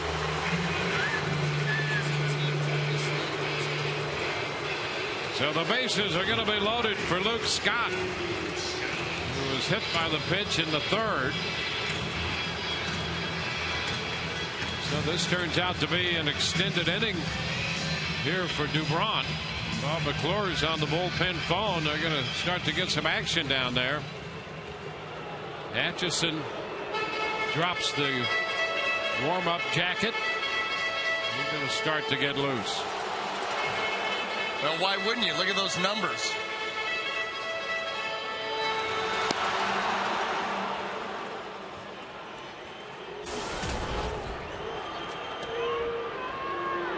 Luke 0 for 1 officially. So they're loaded.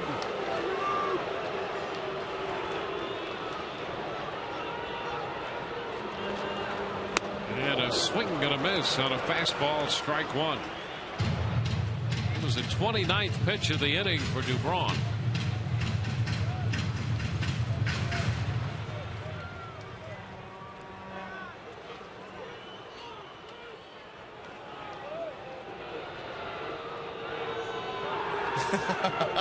Really? There's the Luke Scott fan club down there. He could be the president. Shaved in the dark. Jeez.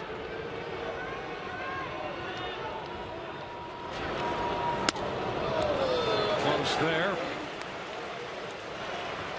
Tried the curveball, and the count is 1-1. So it's a 30-pitch inning.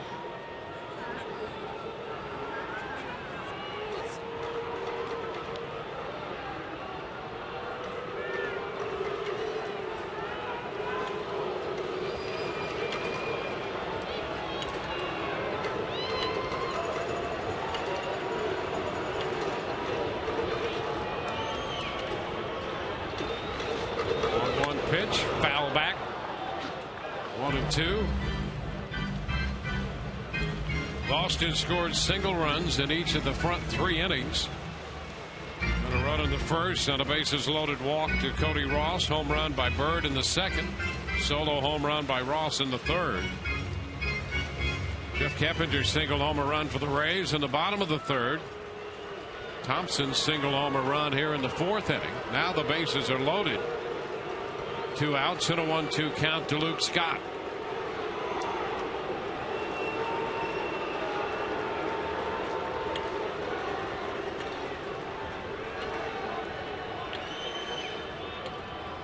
One-two pitch, and that ball is foul. Back into the screen. A curveball, just enough contact to foul it away.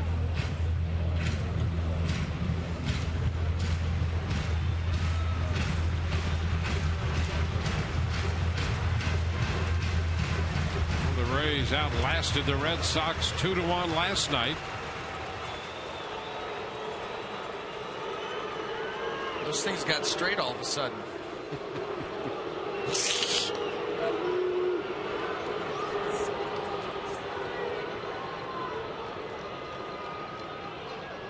Here's the 1-2, and it's popped foul back a 3rd.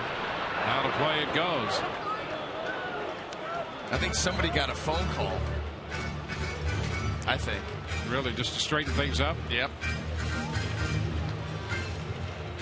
Well, it looks like a couple of weasels have attacked their faces. Yeah. I mean. That's a good look. Is it? Yeah. Well, in a manner of speaking. If you're number 30 for a Major League Baseball team named Luke Scott, it's a good look. If you're not, that stocking just came up. Oh my goodness. Stop.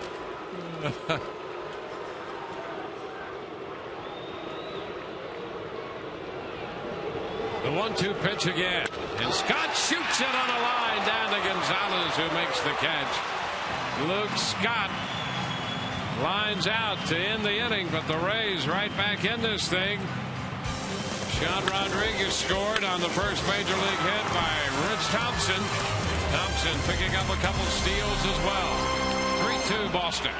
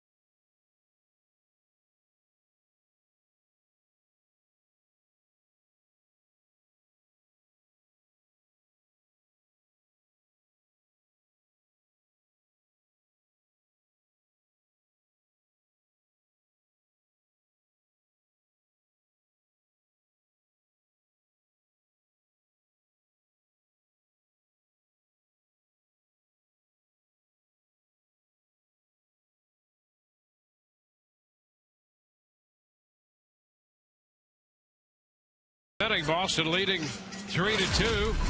Time for the Just for Men Auto Stop foolproof stat. You can take a look at Matt Moore and the descending number of innings per start. As he looks for a turnaround, you can count on Just for Men Auto Stop for foolproof results. Matt coming off a 15-pitch inning in the fourth, a 1-2 free frame, and that's the most efficient inning he's had tonight. He started with a 33-pitch first. Pitch to Pedroia is low. So he had an 83-pitch count through 4. And Dubront just finished a 34-pitch inning in the fourth to give him 78 pitches. There's a strike to Pedroia. It's 1-1. And now Bobby Valentine is giving the plate umpire Dan Bellino some of his opinions, and Bellino trying to put a stop to that.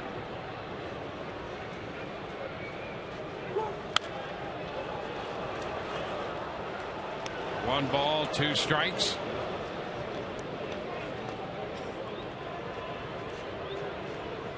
Pedroia has struck out and singled.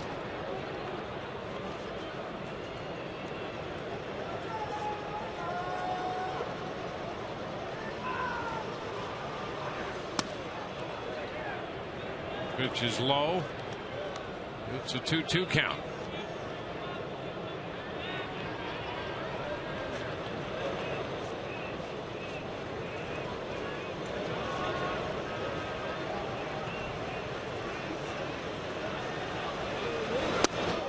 Inside, that runs it full. 7 strikeouts tonight for Matt Moore. He's walked 1, given up 3 runs, 5 hits, a couple of home runs. Ortiz on deck, then Gonzalez to bat third in the inning, and a full count pitch from Matt Moore to Dustin Pedroia is on its way. Struck him out. Swing and a miss on the fastball. Went up with 97 to get him. Strikeout number 8. And if you could read Dustin Pedroia's lips as he walked off the field, he said, swung at ball 4. I don't know. That ball looked pretty good. Sometimes the eyes get a little fuzzy when it's up in the upper 90s like that. But boy, you did not want to walk the leadoff man as you start to move through the middle of this Boston order for the 3rd time already. Here's David Ortiz.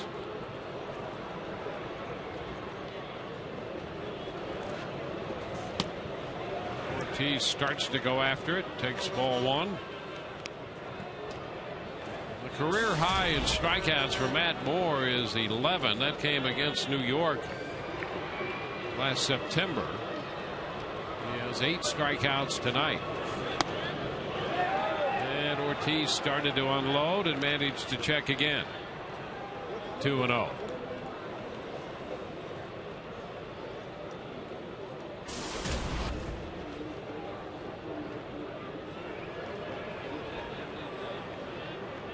Over 90 pitches now for Matt Moore.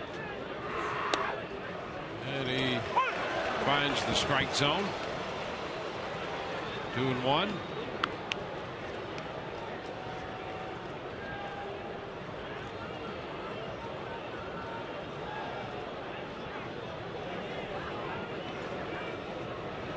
Pitch into Ortiz. And the fastball misses. 3-1.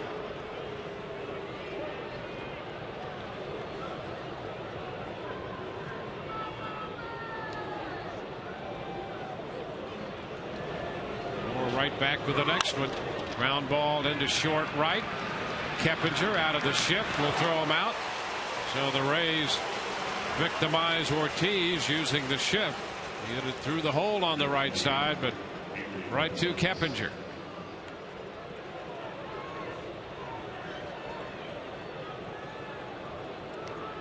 Two gone, and now it'll be Adrian Gonzalez. Hit by a pitch in the first, called out on strikes in the third. He was vocal last night about some ball and strike calls, and Didn't like the sequence his last time up. Ball hit on the ground, and Elliott Johnson takes care of that. It's a 1-2-3 inning. We go to the bottom of the fifth. 3-2 Boston.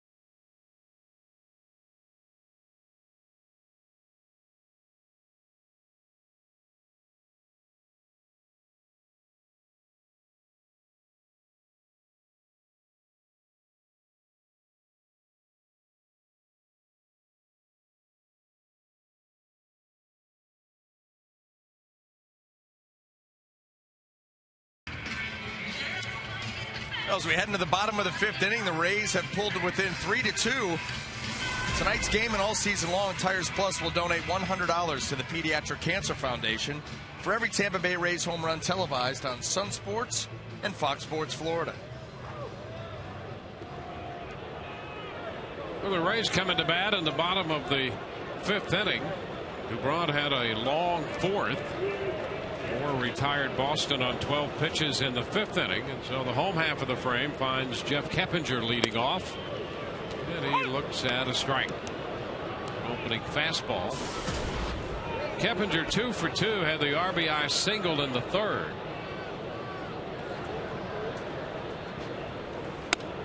The pitch is up. The Rays were 0 for 12 last night with men in scoring position, and were 0 for 1 before Keppinger came up with that base hit.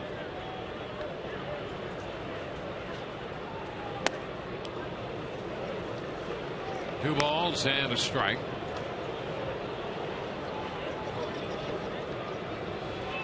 Concluding the Toronto series, the Rays had gone 0 for 15 with men in scoring position before Keppinger drove in the Rays' first run of the night in the third.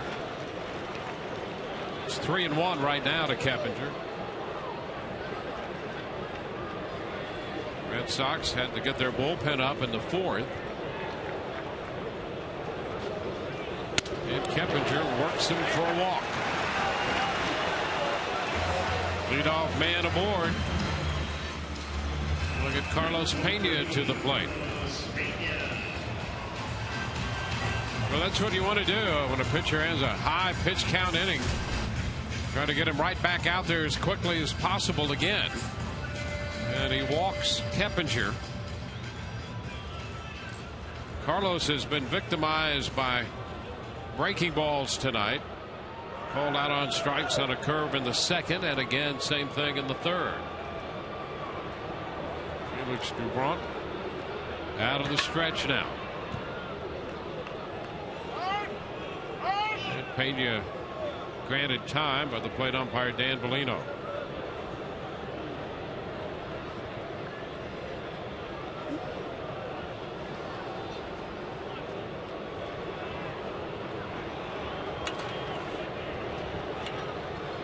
Pitch to Pena, and he pops it up left side. Little Brooks, the third baseman, grabs it. Carlos is the first out. Well, the Tampa Bay Times, formerly the St. Petersburg Times, changed its name to better reflect the region it serves. To subscribe to the Tampa Bay Times, call 877-THE-TIMES or visit tampabay.com/subscribe. I don't think Carlos Pena wanted to get back to that breaking ball. Nope. Got aggressive on that fastball and it got in there a little bit on him.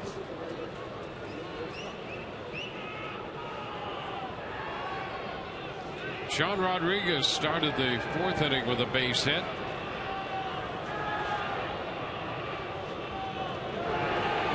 And he lifts the fly ball. Center field. Bird closing on it is there. And he has it. So after the walk, 2 quick outs. Pena pops out. Rodriguez hit the fly ball to center. So Elliot Johnson will be on his way to the plate. Burke Badenhop is up in the Rays bullpen. The Rays have 5 innings for Matt Moore and 95 pitches.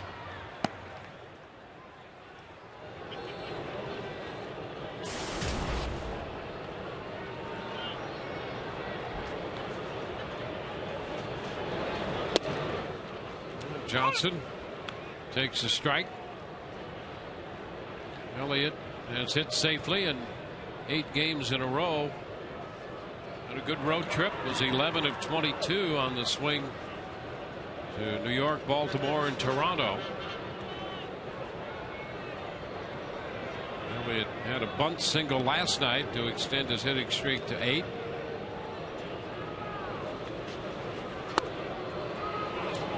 Now he's behind here, 0-2. Felix Dubron has recovered nicely from that leadoff walk.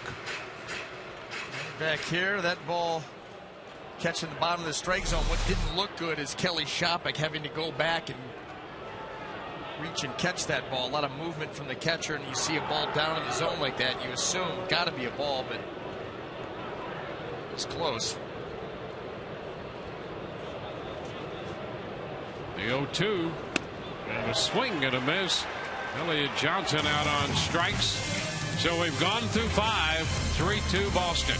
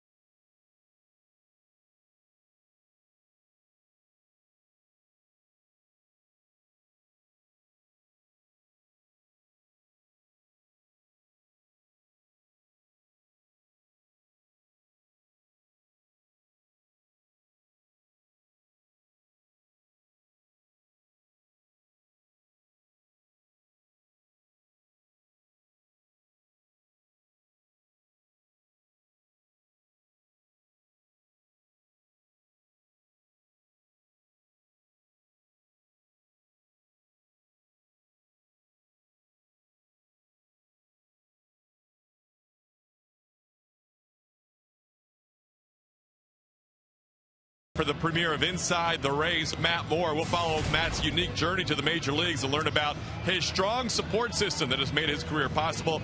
It's all Inside the Rays. Matt Moore, Saturday after Rays Live, the postgame show on Sun Sports. Speaking of his support system, there you see his brother Bobby and Bobby's wife Tricia. They're here from New Mexico watching this one, and Bobby was really Matt's idol growing up, and he could have had a great baseball career too had it not been for an injury. So guys, Inside the Rays, Matt Moore premieres on Saturday after the postgame show. Back to you. All right, we'll look forward to seeing that. Had to be his brother. And I mean, when they were showing that shot in between innings, I looked over you and I said, what's Matt Moore doing in the stands? Absolutely. Oh my gosh. Okay, I feel better now. There you are. Glad Todd cleared that up. Will Middlebrooks will open the 6th inning. Matt Moore's pitch is outside. 1-0 the count. Brooks called out on strikes in the first, out swinging in the third. Fastball each time. 2 balls, no strikes. Blue Jays batting in the bottom of the 6th at home, leading New York 2-1.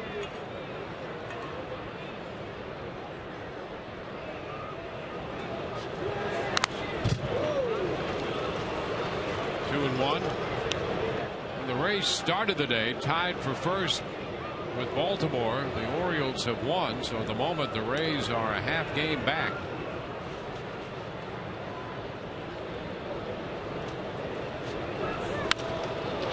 Brooke lifts the fly ball to center. BJ is there and makes the catch. 1 away. Time for the AT&T trivia question. Here it is. Since April 21st, which pitching staff has the lowest earned run average in the major leagues? There was no effort put into that question. That caught him by surprise, like the scouting report typically catches me by surprise daily.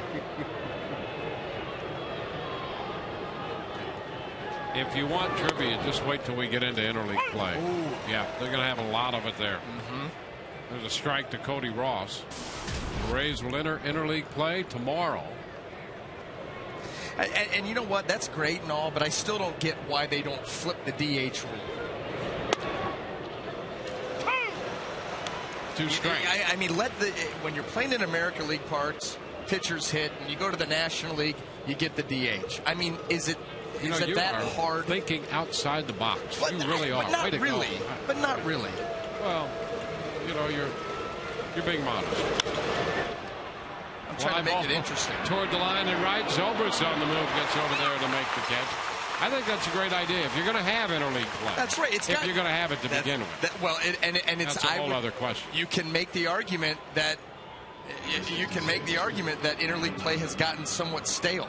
People aren't as excited about it. Yeah. So you know what? In order to church it up again, you just flip the rules. Actually, you could make the argument that about the first year it was starting to get stale. Well, unless you're an American League pitcher going to a National League city. Well, but I think they should do it. You're doing it for American League pitchers? Well, that's right. Now you have these guys. They can watch David Price hit a home run and do a little roll into home plate. For real.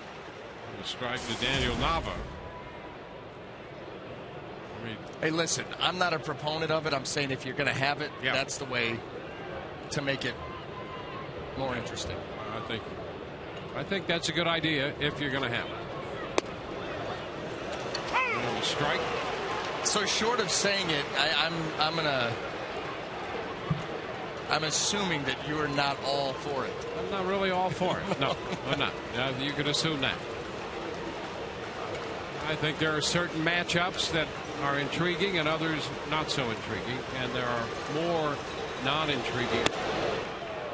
And I really think that some of the matchups irrelevant. They're not really matchups. The Red Sox are playing the Phillies. That's their big rivalry in interleague. Really? Geographical. You know. Ground ball right side. Moore's going to have to head to first. Now Pena's going to get over there, and he beats Nava in. 1, 2, 3. We go to the bottom half of the 6th. 3-2 Boston.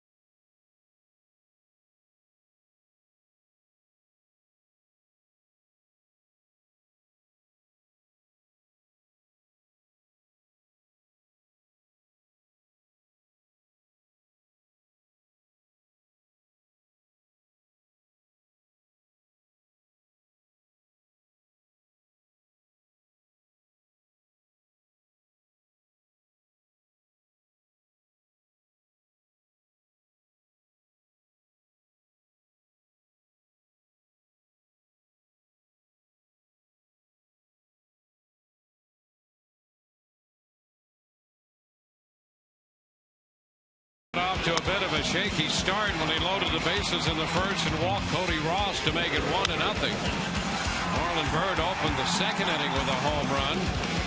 Cody Ross struck again in the third on an 0-2 changeup. He hit out to dead center. The Rays got back into this game with a run in the third. Jeff Keppinger's base hit scored B.J. Upton. And Rich Thompson got his first big league hit in the fourth inning, scoring Sean Rodriguez to make it 3-2. So we'll head into the bottom of the sixth inning here. A one-run ball game. Matt Moore has recovered nicely here in the last few innings. He really has. His misses have been better. He's looked better.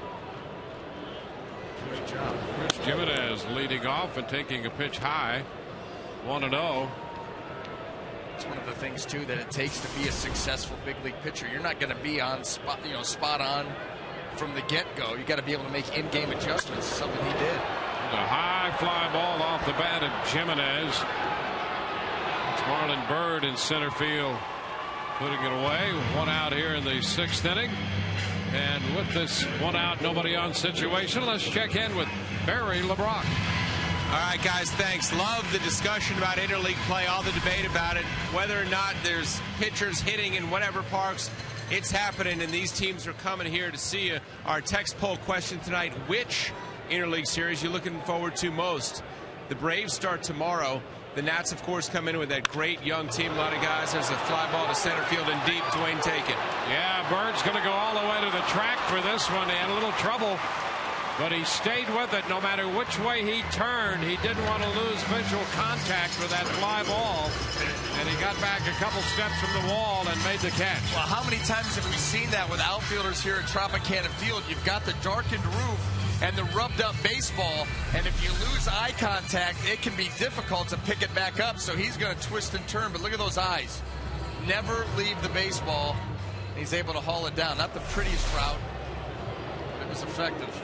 Yeah, that's the smartest thing to do out there, because you don't want to lose sight of that fly ball, and Bird never did. Ben Zobrist, and he shoots a base hit into center field. Ben's on for the second time. So with a base runner at first and two outs, Barry, let's go back to you. All right, guys, so the text poll question, which team are you looking forward to seeing most in interleague play? Is it the Phillies? They're in late June. Probably have Ryan Howard back and maybe Chase Utley as well. The Mets, 2 series against the Marlins. Text us 789-789 and let us know who you're looking forward to seeing most. B.J. Upton. I'll tell you, out of that, I mean, we've got it. I want to see the Nationals. Me too. Yep, there you are. Well, want to see the park. There you are. Exactly. Yep. Want to see the park and some of that young talent they have up there. Upton fouls the pitch back. Strike one.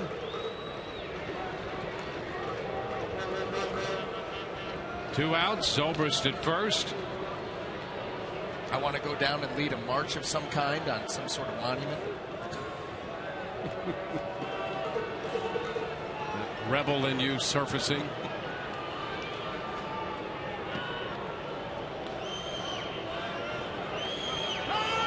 And time called now. LeBron taking a little extra time.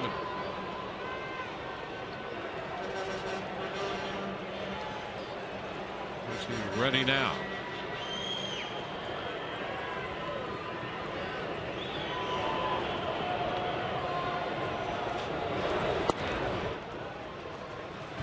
Low. 1-1.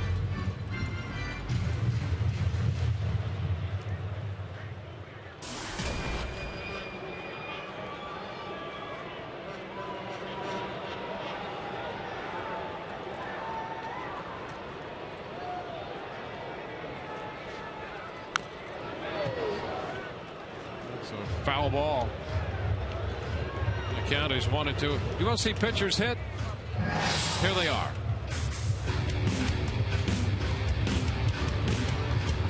Launching. Shields sent one into the seats. How about this guy? Jeremy Hellickson, who may be the best hitter among the pitching staff. 2 balls, 2 strikes. He's a good contact guy. Finally went deep. Launched one in BP. Now Price and Shields will probably argue that point that he's not the best hitting pitcher. But there has been a consensus growing that Hellickson is. Just reporting what I'm hearing. Ground ball. That's a fair ball and past the diving Middlebrooks up the line. Zobrist will go to third, into second with a double. B.J. Upton, and the Rays have a 2-out threat.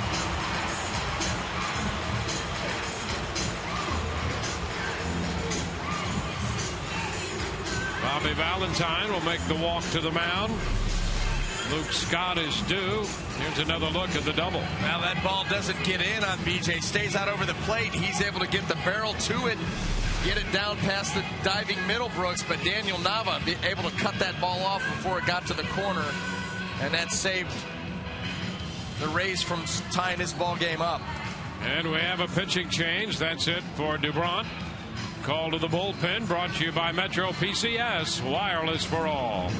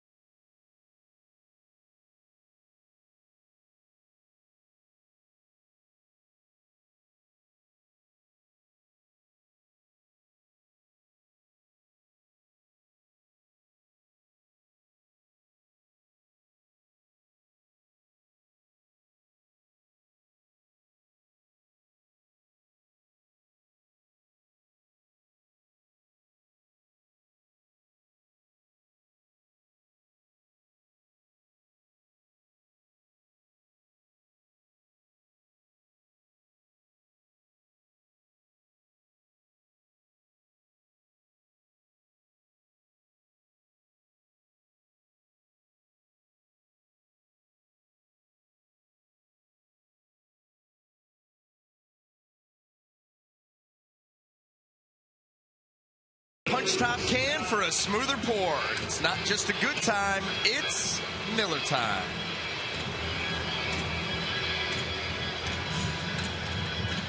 Felix Dubront departs after pitching 5 2/3. He leaves with a couple runners on. He's been charged with 2 runs so far and is responsible for those 2 runners.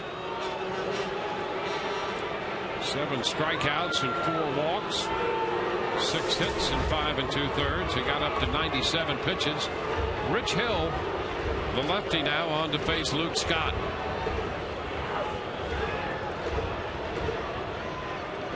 Go for 2, lined out to first his last time. And the pitch is high, a ball and no strikes.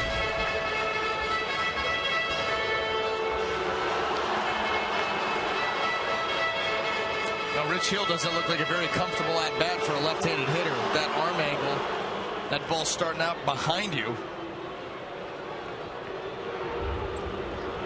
Rally chops are out again.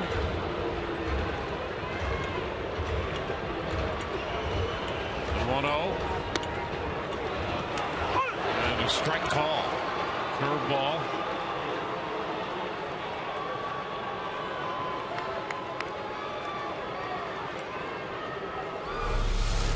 What do you think?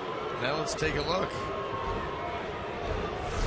It's not pretty, but it's effective.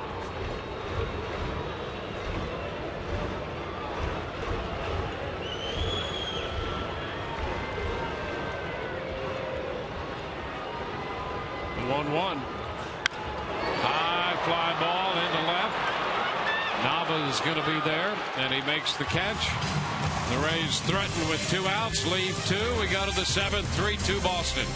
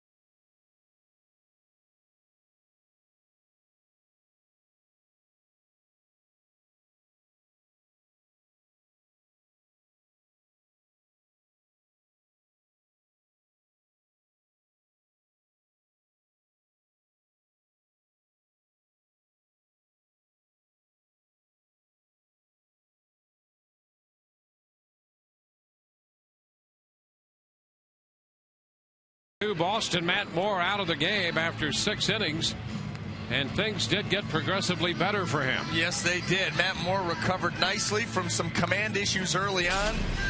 He locked it in the last 3-4 innings. He was very good. Ended up with a nice final line, able to move the ball around. A lot of his misses as the game went on were in the right spots. He really did a nice job of keeping the Rays in this ball game. You know, falling down early 3-0. He locked it in, allowed this offense to get some opportunities to get right back in it. He's got to feel good about this outing tonight. So 6 innings of work, and he gives way to Burke Badenhop. 19th appearance already for Badenhop. First pitch to Marlon Byrd, taken for a strike.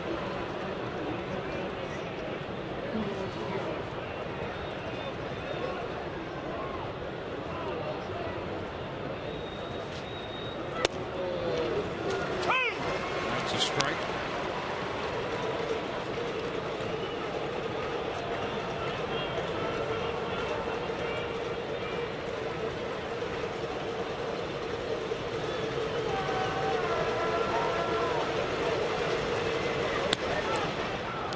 Ball, 2 strikes.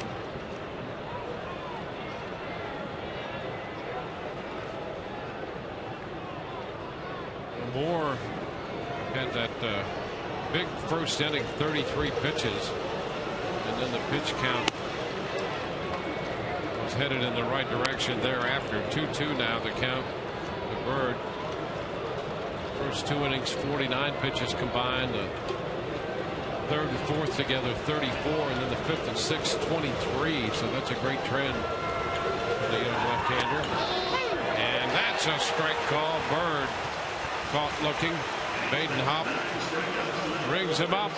Well, strikeout number 9 for Rays pitching. You know what Badenhop's been so good at doing lately is starting that sinker off the plate away and then curling it back to that outside corner. This one, he just burrows down in the zone. You see that little action coming back. That pitch stays on the plate. The call goes against Byrd.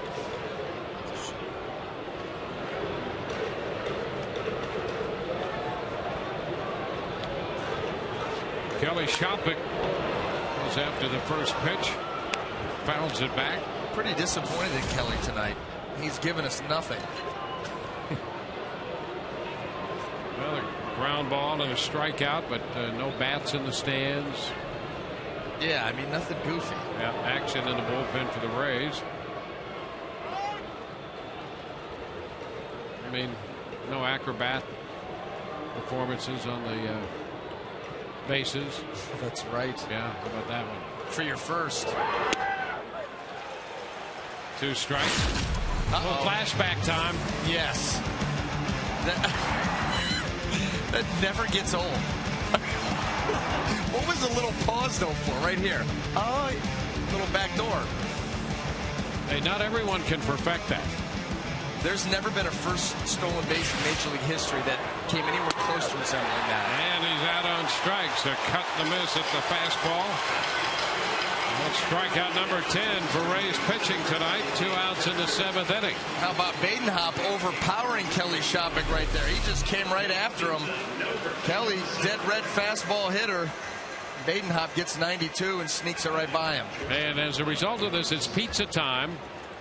So Kelly Shopping obliges by becoming the 10th strikeout. You knew he was going to come into play. There he is.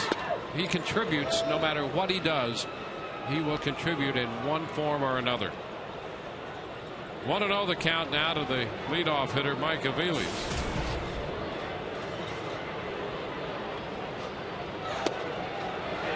And there's a strike, 1-1.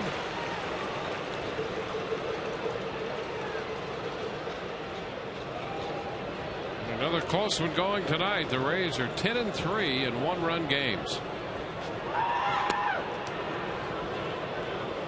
2 balls and a strike. Well, last night's game 2-1. On the final game in Toronto 4-3. Foul ball back. Squares the count at 2-2.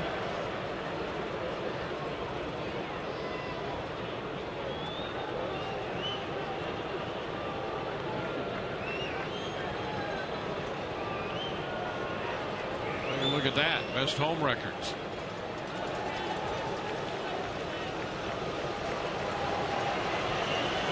Just for you, Circle K. And strike 3 called on the outside edge. Aviles upset. He's just been ejected. Aviles ejected on the called 3rd strike. And Bobby Valentine comes in to pick up the conversation. Aviles has been ejected from the game. Badenhop strikes out the side. We'll take a look at this pitch. 7th inning stretch time. 3-2 Boston.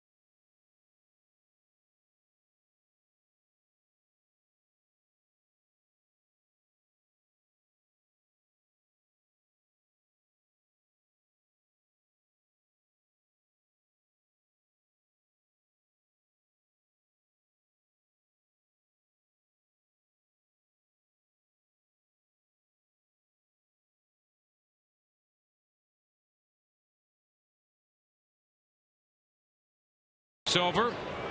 Aviles ejected from the game. Scott Atchison on the mound. His first pitch to Keppinger in there for a strike. Well, this was that same matchup we had last night. Atchison and Keppinger. Keppinger hits it on the ground to Punto. Throw to first in time. One away. Badenop strikes out the side in the top half of the inning, and now Atchison follows Dubront and Hill to the mound for Boston. Yeah, he's become a valuable weapon out of that Boston bullpen, on for the 17th time, and the numbers all the way down. Very, very good. Bert Badenhop, how about him? He's got that sinker working in high gear and getting it by the guys tonight.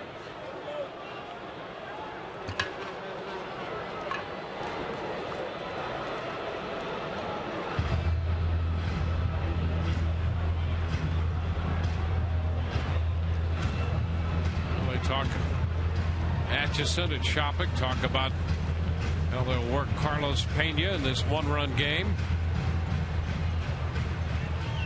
And now here comes Valentine. Maybe they're not going to work to Pena because he got the left-hander up. And I'll tell you, that was a quick warm-up by Miller. So Atchison made 2 pitches. He got the ground ball to short. Call to the bullpen.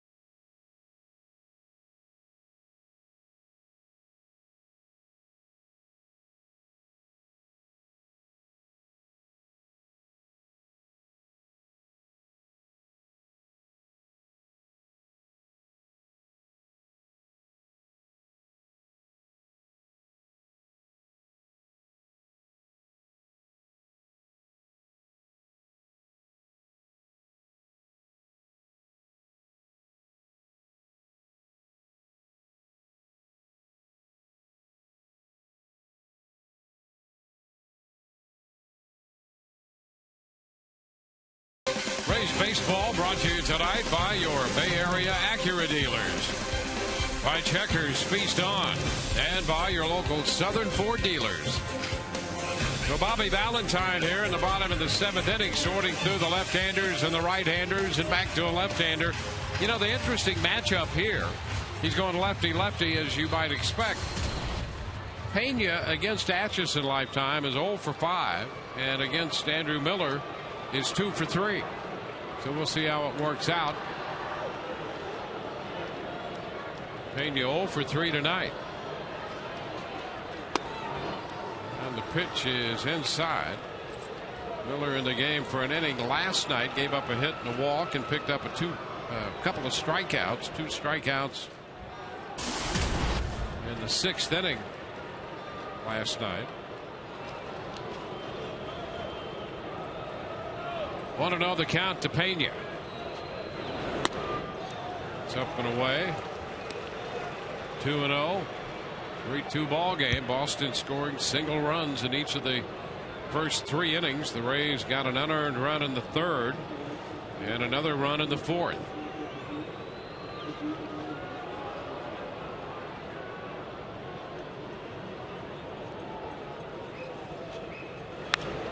Cutting a foul ball back on a fastball. Pretty good pitch right there. 2-1 now.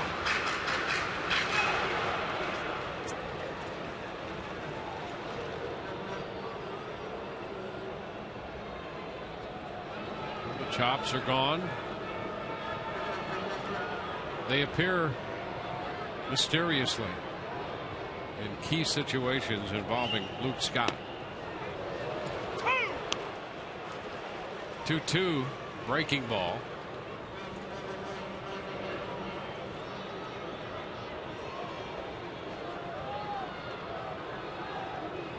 This game has been 3-2 since the 4th. We're in the bottom of the 7th.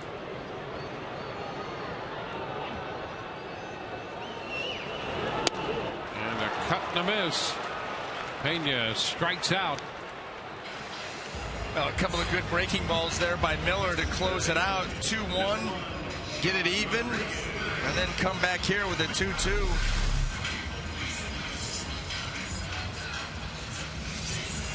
Well, it's so tough for a left-handed hitter to stay on that pitch and do anything with it. Well, there is Sean Rodriguez. They have Padilla up in the bullpen, and Valentine's going to come out to make another change. So Valentine heads to the mound. Another call to the bullpen for Boston. This one brought to you by Metro PCS, wireless for all.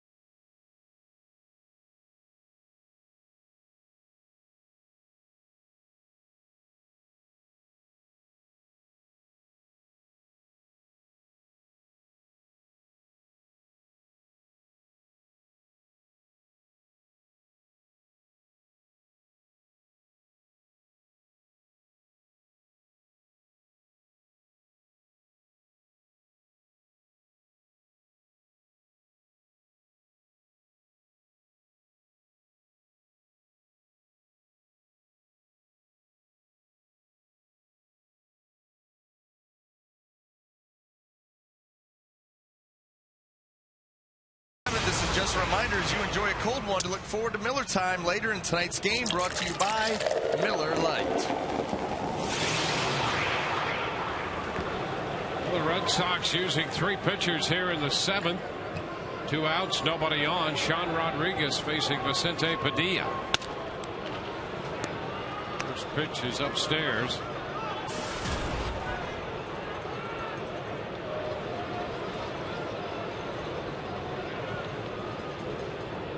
Right-handed batters on the year hitting .367 against Padilla. Lefties .200. And a high fly ball lifted toward left center. That's Bird making the catch in center. 1-2-3. We head into the 8th. 3-2 Boston.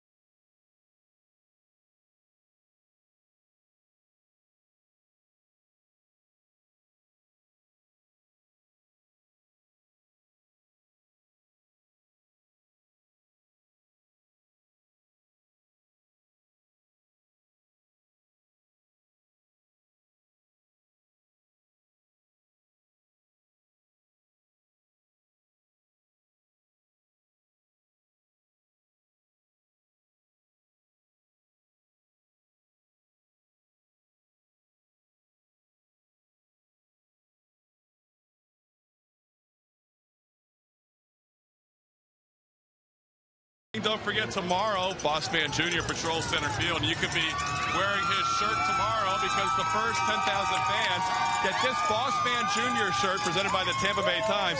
It's all part of Friday Fest presented by Captain Morgan. And guys, you know, Fridays we'll be up here at the party deck. And up here, this whole group is celebrating May's birthday. Same birthday as Carlos Pena. So Thursday night it's fun. Friday night it's fun. I'll probably be back here tomorrow. May, happy birthday to you. All right, back to you guys.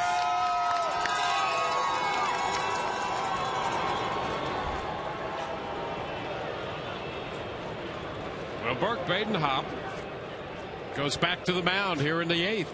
Struck out the side in the 7th inning, and he throws a strike to Dustin Pedroia to begin the 8th.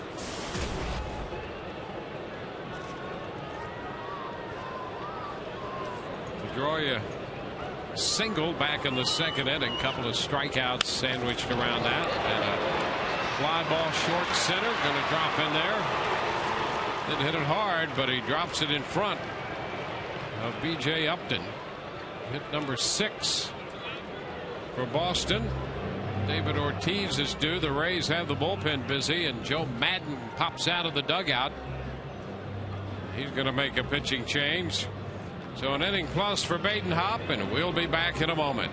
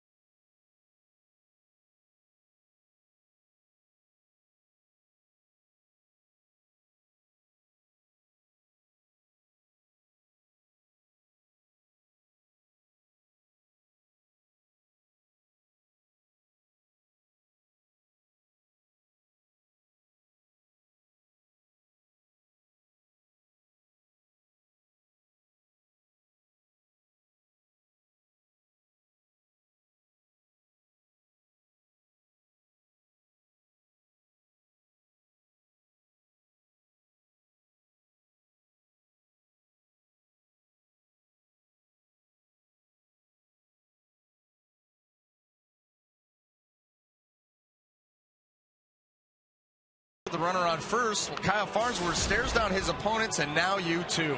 On Sunday, May 20th, the first 10,000 kids 14 and under will receive a Kyle Farnsworth bobblehead presented by Advanica as part of Family Fun Day presented by the Tampa Bay Times.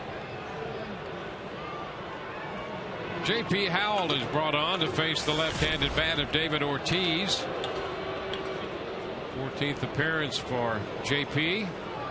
And a move to first. Pedroia back in. Pedroia just about to make a move, and Howell made his move. Well, there it was, and he just does get back.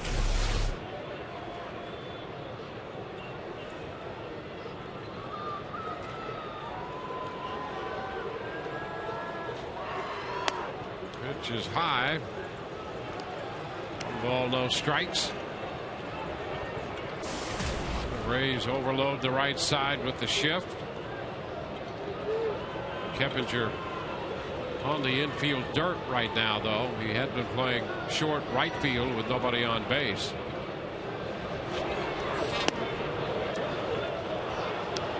Two and 0.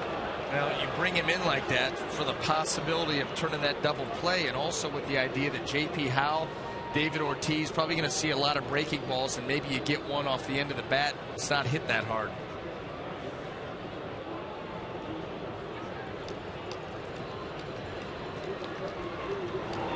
And another toss to first.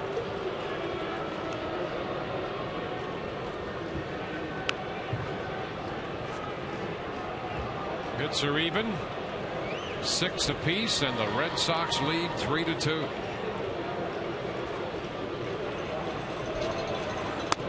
Upstairs, JP falls behind Ortiz. Well, and you know, these last couple of breaking balls that JP's thrown, the first one and then that one there, probably the worst curveballs that he's thrown. And guess what? They both followed up a move to first. You get it thinking about Pedroia over there. All of a sudden he rushes the delivery, can't get on top of the curveball.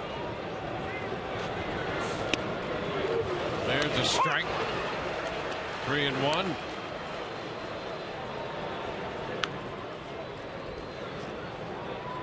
Ortiz 1 for 3, had a base hit his first time up.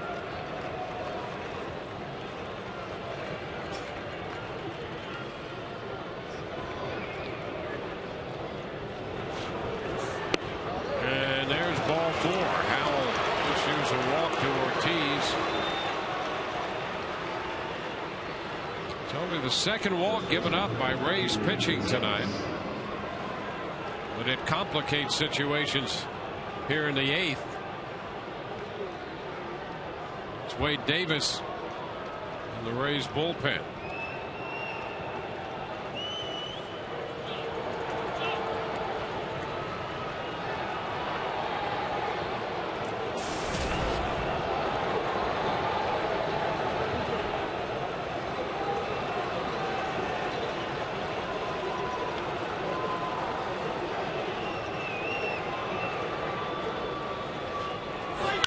Gonzalez lifts a high fly ball to right. Zobrist getting under it, getting in a good position, and that means Pedroia is going to hold. Well, I'll tell you, a great job by Zobrist on that fly ball. He sort of had to surround it, but it was high enough in the air to give him time to get into position to throw and discourage any ideas that Pedroia might try to advance. Well, here he is getting the feet ready. And then the catch and throw all in one motion. Look at Pedroia. He didn't even remotely come close to getting off the bag. So another pitching change. Back in a moment.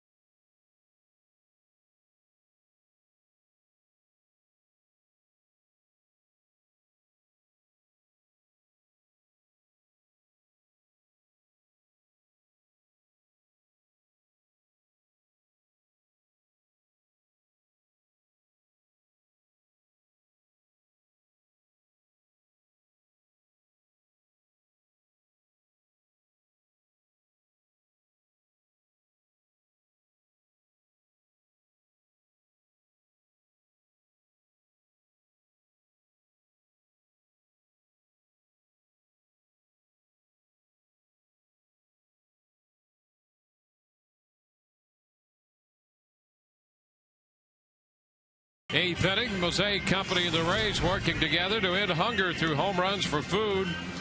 With each Rays home run, Mosaic donates $500 to Feeding America Tampa Bay. So far, $22,500 has been donated to Feeding America Tampa Bay. Wade Davis, the 4th Rays pitcher. Wheels turning with the pitching changes on both sides of this contest here in the last couple of innings. Will Middlebrooks, the 3rd baseman, up here with men at 1st and 2nd and 1 out. And Wade's pitch is high, a fastball.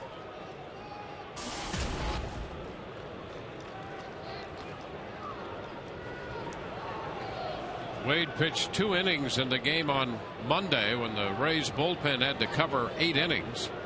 It's a game in which Neiman was injured. Little tap. Going to be charged by Sean Rodriguez. Throw to first in time. The runners advance. Ball hit weakly to third. The runners move up to second and third. Now with 2 outs. And the matchup will be Wade Davis and Cody Ross coming up. Now this was the only play for Sean Rodriguez. Got to charge it, make the transition and throw on the run. And then need Wade Davis to come up big one time here with runners on second and third and 2 out.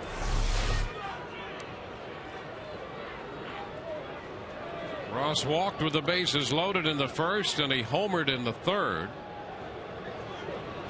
A fly ball to right his last time up, caught by Zobrist. There's a little tapper foul. An 0-2 changeup out for a home run. Yeah, it stayed up right by the belt. See him stay back very well. That's the difference in this game right now. 3-2 Boston.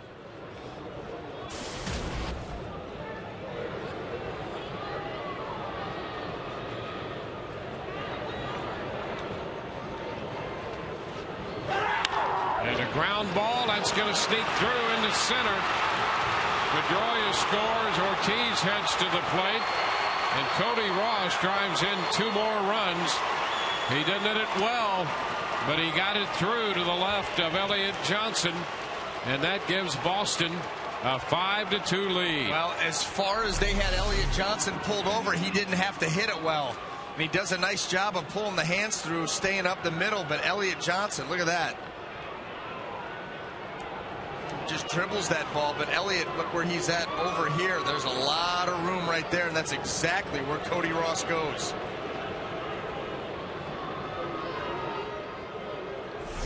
So the Red Sox come up with a big hit right there. Here's Nava. It's outside. 1 run charge to Badenhop and 1 run charge to Howell.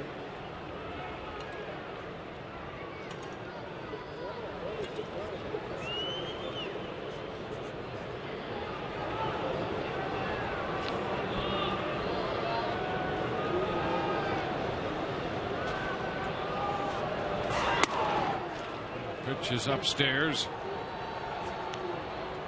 2-0.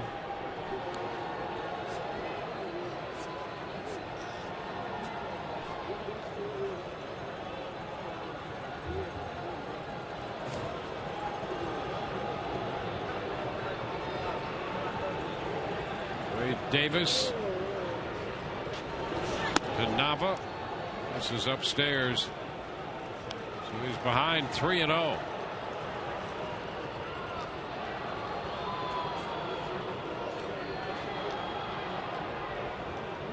Five runs, 7 hits for Boston, 2 runs and 6 hits for the Rays.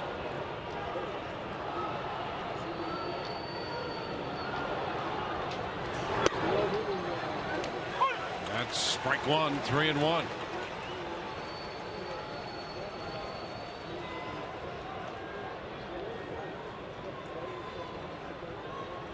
Rays have used 4 pitchers.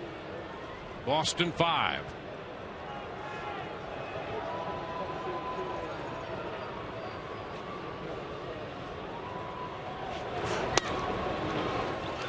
Strike 2. Full count now.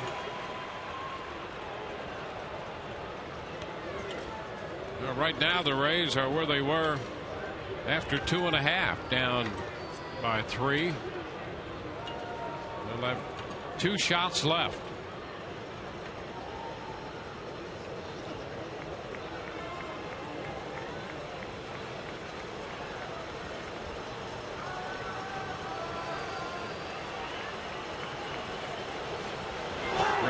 Pitch upstairs in a bit. Nava walks. Ross moves up to second.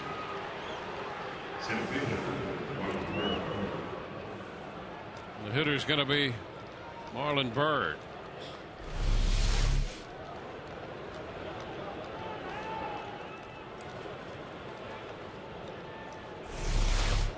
Jays have beaten the Yankees. And that will move Toronto into third place ahead of New York. Bird fouls it back. Bautista and Aaron Sebia each hit 2-run home runs in that game. Drew Hutchison got the win. He is 3-1, a 4-1 final. Toronto over New York.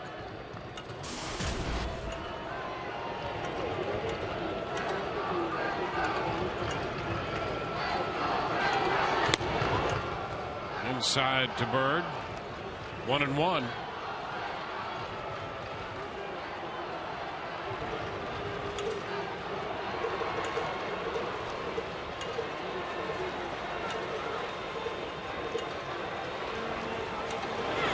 Swing and a miss.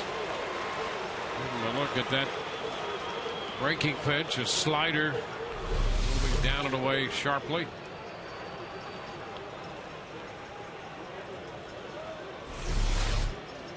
Anytime you get a hitter talking to himself, made a pretty good pitch, pretty nasty pitch.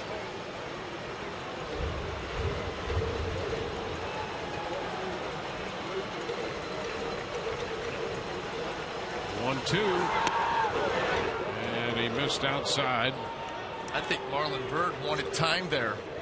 Asked for it late, didn't get it, had to get ready to hit right away.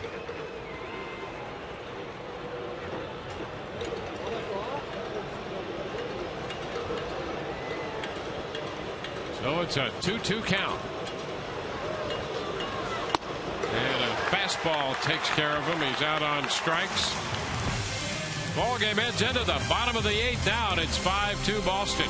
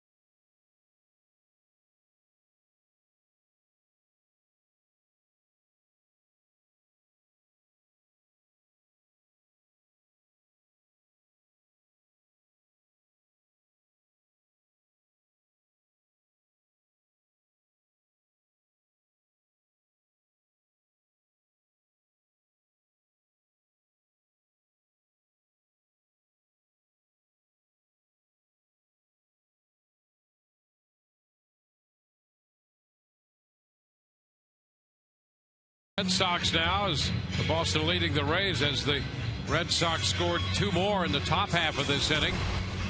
Coming up on Rays Live, the postgame presented by Checkers. Todd Callis and Orestes Destrada anchoring from our coverage desk in center field. Joe Maddon's press conference and interviews from the clubhouse.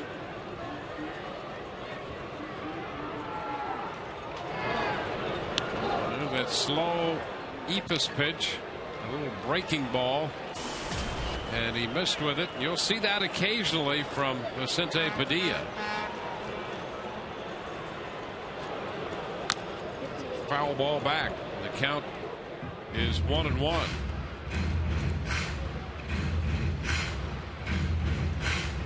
Cesar Ramos throwing in the bullpen now for the Rays.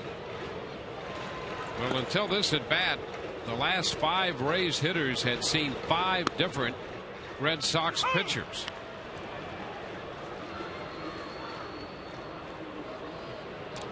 Matt Joyce is on deck. Upton doubled in the 6th against DuBrant. Scott then saw Rich Hill. Atchison, Miller, and Padilla saw a hitter apiece in the 7th, and now Padilla strikes out Elliott Johnson. They pulled the string there. Dropped that pitch below the zone.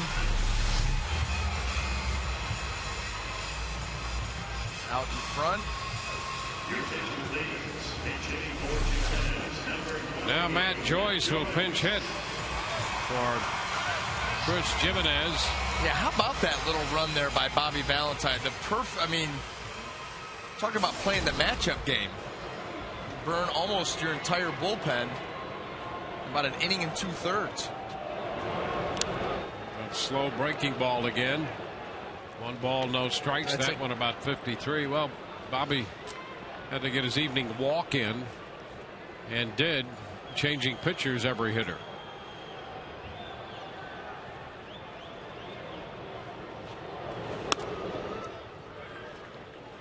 And it's such a tight game too, and he started this, you know, early. I mean, obviously in the 9th inning, it's one thing to play the matchup game if your closer's down for whatever reason, but starting it when he did in a 1-run game, I mean, you run the risk. Rays tie this thing up, you have nobody left. Ground ball, that's a fair ball down beyond the bullpen. Joyce is on his way to second base, and he's in with a double.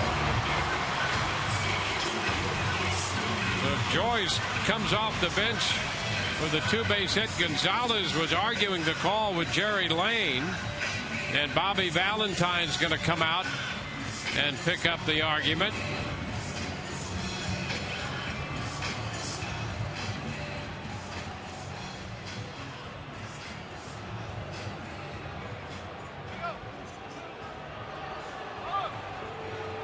So Valentine has his say and heads back to the dugout. Let's take a look. This fastball's up and out over the plate.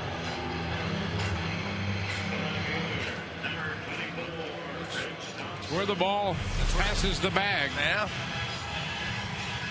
And Jerry Lane, the crew chief, made the call.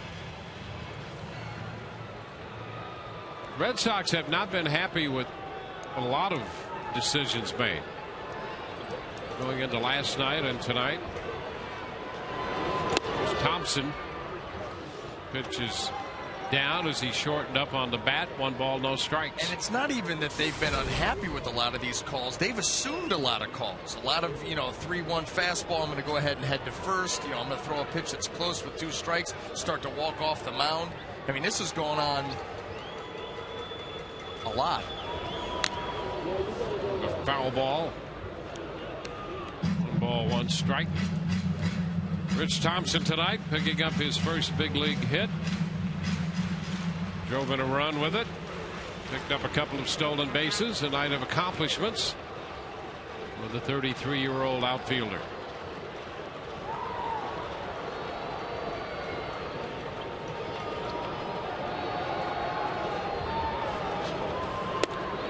And he takes strike 2.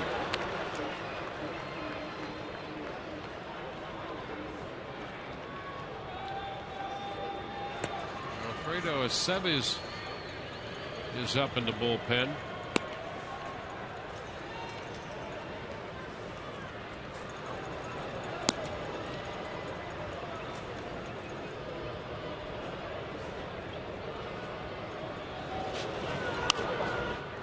Thompson stays alive, fighting that pitch off.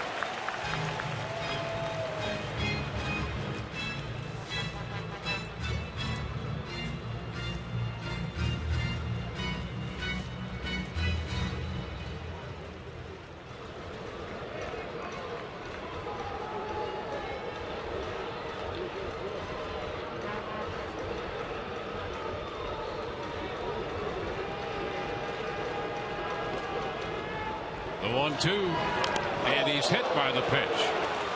Now Thompson will go to first. Just like that, the Rays mount a little threat here.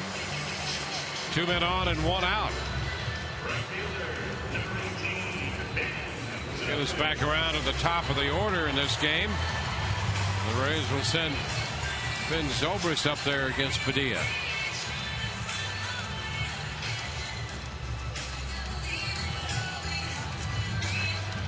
This gives the Rays the opportunity to get the tying run to the plate.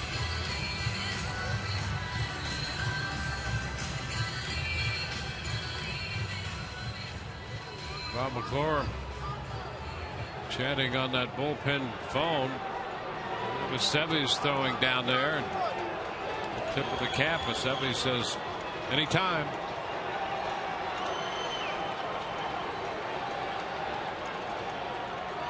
There's Ben Zobrist. The pitch is low. Ben has walked and singled tonight.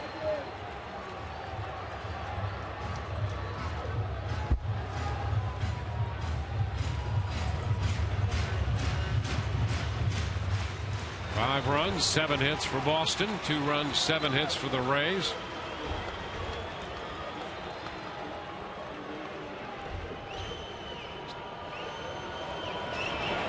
And a ground ball down to first. That'll be scooped by Gonzalez. He goes to second, one back to first, not in time. Padilla got over there to cover. Joyce goes to third. Thompson forced at second on a sharply hit ball fielded by Gonzalez. Yeah, that ball was hit hard. Gonzalez, though, that's a long throw, and Rich Thompson can run, so he's going to get down there and try to break it up. He's able to get in there, and Punto had to throw that ball flat-footed to get nothing on it. So Bobby Valentine's going to make another pitching move back after this.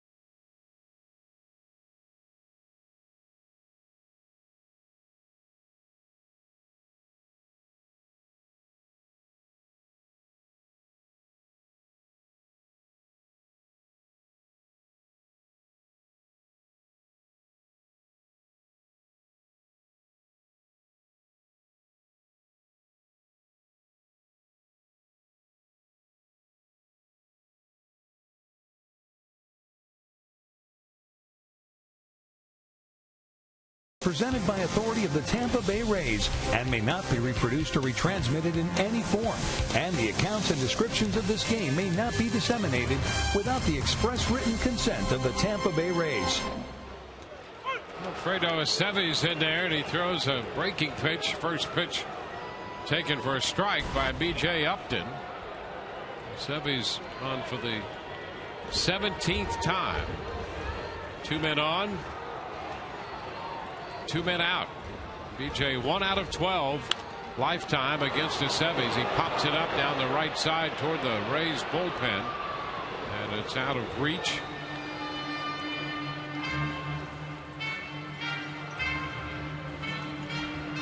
A 2-strike count now. Well, when they say a manager takes over a game in the last 3 innings, Bobby Valentine has certainly borne that out in this game. Going to the bullpen again here. Had 3 pitchers in the 7th for 3 hitters. It's his second pitcher in the 8th.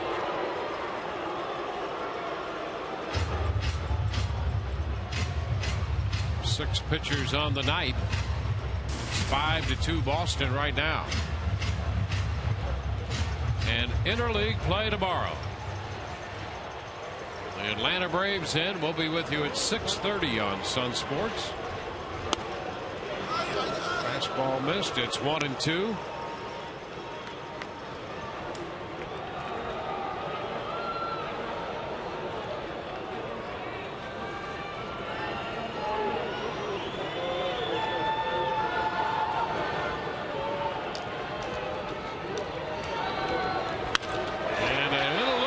Center, that's a base hit.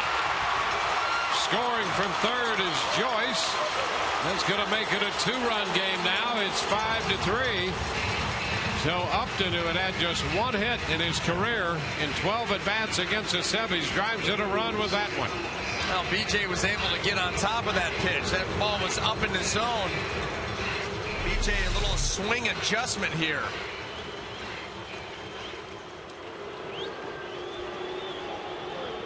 Not your typical BJ swing. He just kind of pushed that ball out into center field.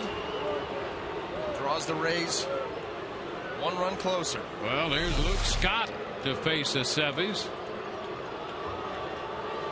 Hey, rally chops are back.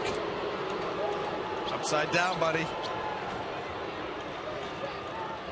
And a big cut by Scott on a fastball. Strike one. Boy, 96 on the fastball. Scott looking for his first hit ever against the Sevies. Here it is. Bourne that fastball middle in. Gets it above the bat of Luke Scott.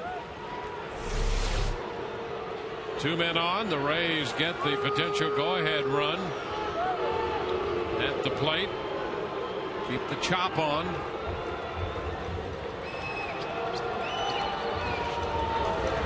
And it bounces away.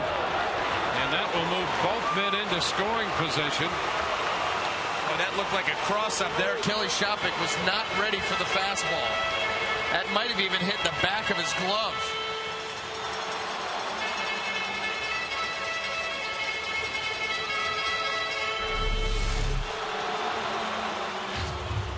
I expected something totally different. That ball right off his wrist.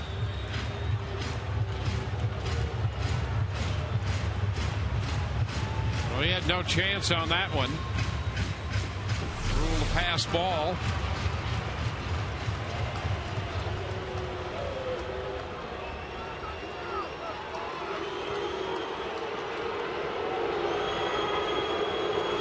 One and one.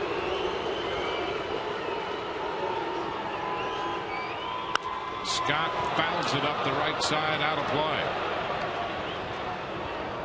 1-2. Golfing swing at that off-speed pitch. Well, the Rays have Zobrist at third and Upton at second. This takes a base hit now to tie this game.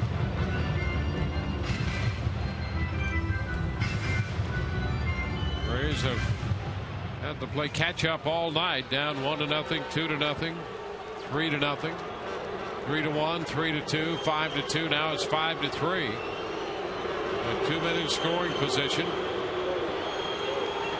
2 outs in the inning and a 1-2 count on Luke Scott. Sevies and Shopik still trying to get together.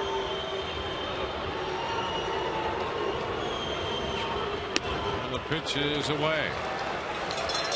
2-2. Sevies was out there almost positioning Shopik.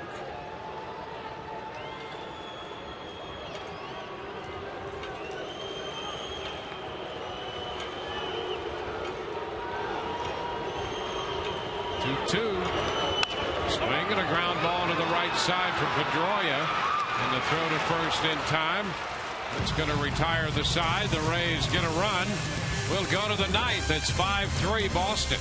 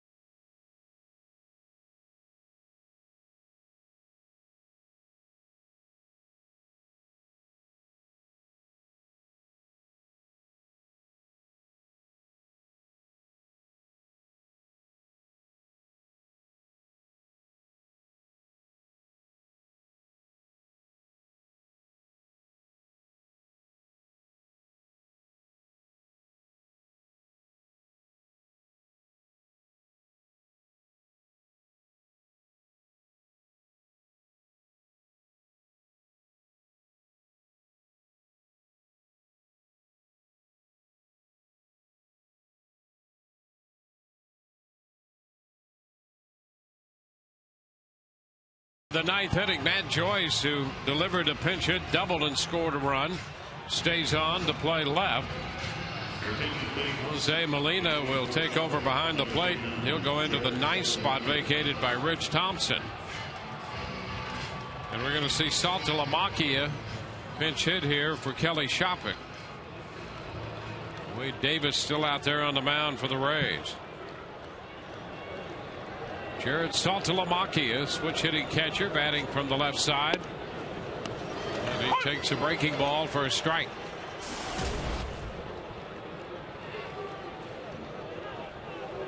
Lamacchia had 2 hits last night, a double and a single, and a run scored. That's a fair ball. Pena with the toss to Davis. Saltalamacchia is out of there, 1 out.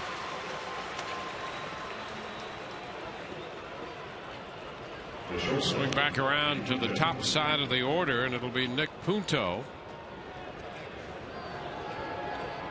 Aviles was ejected from this game for arguing a call third strike back in the 7th inning.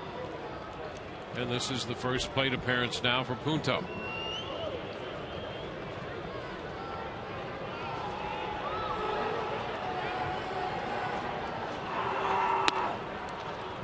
Pitch upstairs, 1-0.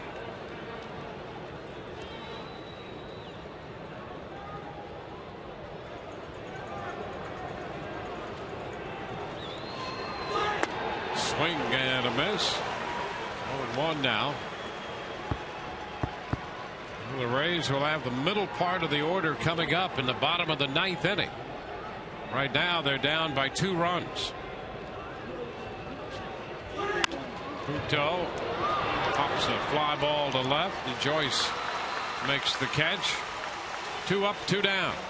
Well, this week, America's pastime moves to prime time for Baseball Night in America as we bring you 8 straight weeks of baseball's best. And it all starts with an interleague matchup between regional rivals as the Red Sox take on the Phillies or the Orioles battle the Nationals. Baseball Night in America, presented by Chevrolet, begins Saturday at 7 p.m. Eastern, 6 p.m. Central, only on Fox. Check local listings for the game and start time in your area. Dustin Pedroia fouls one up the right side, out of play.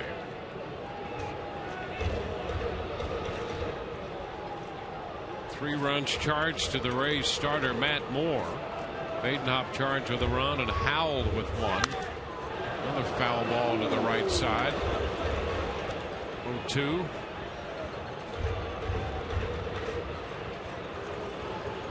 Wade Davis credit for 2/3 of an inning in the 8th, and he's retired the first 2 men he's faced here in the 9th. Upstairs, 1-2.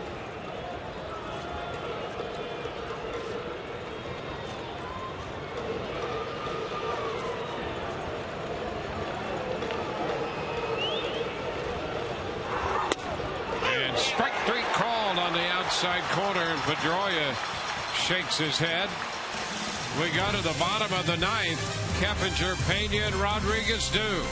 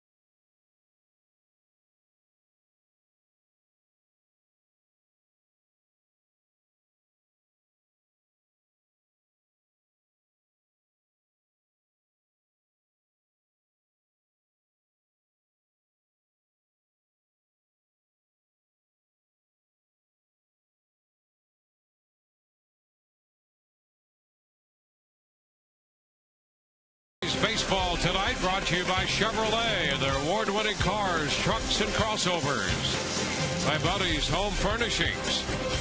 Tampa Bay Radiation Oncology. When cancer strikes, strike back with CyberKnife and Tampa Bay Radiation Oncology. And by the 2012 GMC Sierra. It's our best Sierra ever. Jared Saltalamacchia remains in the game and takes over behind the plate. We go to the bottom of the ninth. Jeff Keppinger, the leadoff man for the Rays. And the breaking pitch, curveball in there for a strike. Well, this is all about base runners. Trying to work an at bat. Jeff Keppinger very adept at putting the ball in play. Fouls this one back, 0-2. Well, the Rays need at least a base runner to have a chance to keep this one going. And the earlier the better. Apply that immediate pressure on Aceves.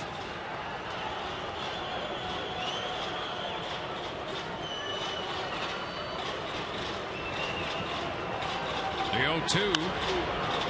Foul. That will carry out of play.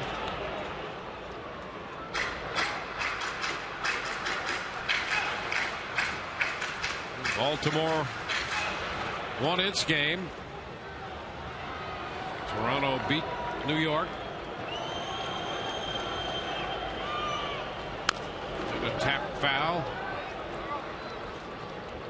Keppinger down 2 strikes, has fouled off 2 more pitches.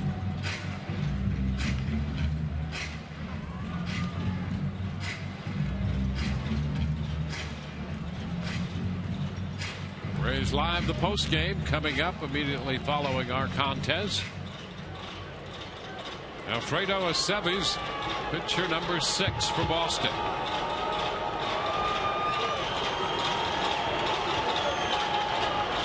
The ground ball to the right side for Pedroia. He makes the pickup and throw. So Keppinger's out number 1.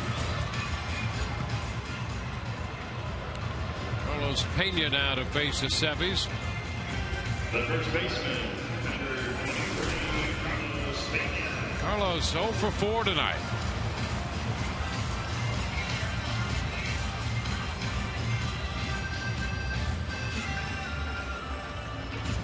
Carlos, 34 years old today.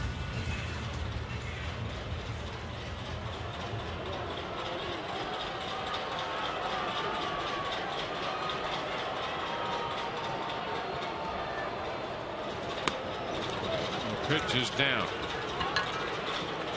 Felix Doubront started for Boston, pitched the front 5 2/3, and Matt Moore pitched 6 for the Rays. Doubront gave up 2 runs, 1 earned. Moore allowed 3 runs over the first 3 innings and then settled in. Carlos fights this one off. That pitch in on him, and he fouls it off the fist.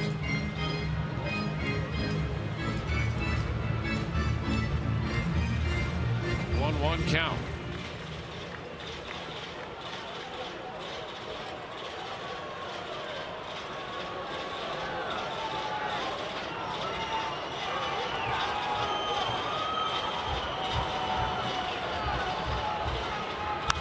And a pop-up foul coming straight back and out of play.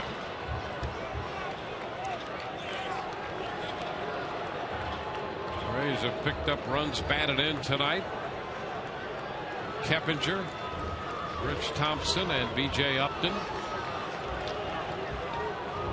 4 runs batted in for the Red Sox from Cody Ross.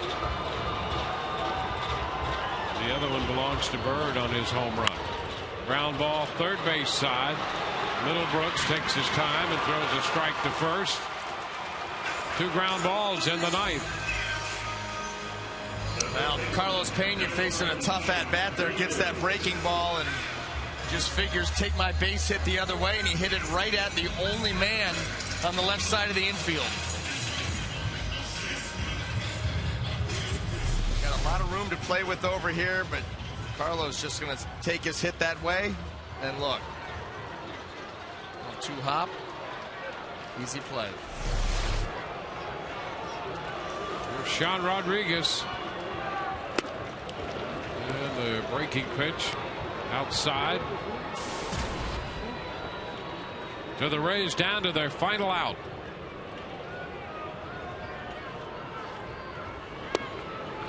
And that's sharply thrown, the curveball. Yeah, and this is a tough matchup here for Sean Rodriguez. Aceves with that arm angle, that good breaking ball, very important. He keeps that front side in there as long as he can. Stand with the breaking stuff and picks up the strike there. Yeah, why wouldn't you? I mean, that's a tough pitch for Sean Rodriguez. Like I said, with Aceves with his arm angle and the fact that he can sweep that pitch. The 1-2. And a ground ball to third. Middlebrooks makes the throw to first, and this game is over. 3 ground balls in the 9th inning. And the Boston Red Sox win this one 5-3. Dubron's going to pick up the victory. He's 4-1. Matt Moore, the losing pitcher, his record drops to 1-4. 3 hours and 16 minutes the time of this game. A save to Aceves. So the Rays and the Red Sox divide this 2-game set. And with this, the Rays drop a game back of Baltimore in the American League East. As we promised earlier in the game, it's Miller time, brought to you by Miller Lite. Cody Ross with a big night. He singled home 2 runs in the 8th inning. That turns out to be the difference. He had homered in the 3rd. And so it's a 5-3 final. The Rays now 24-15. On the year. They await the arrival of the Atlanta Braves. We'll be with you tomorrow night. Our coverage begins at 6:30 as the Rays move into interleague play. Now for Brian Anderson and Todd Callis, Dwayne Stats. Hope you've enjoyed the telecast, if not the outcome. Rays Live, the postgame presented by Checkers, coming up next. And we will see you there.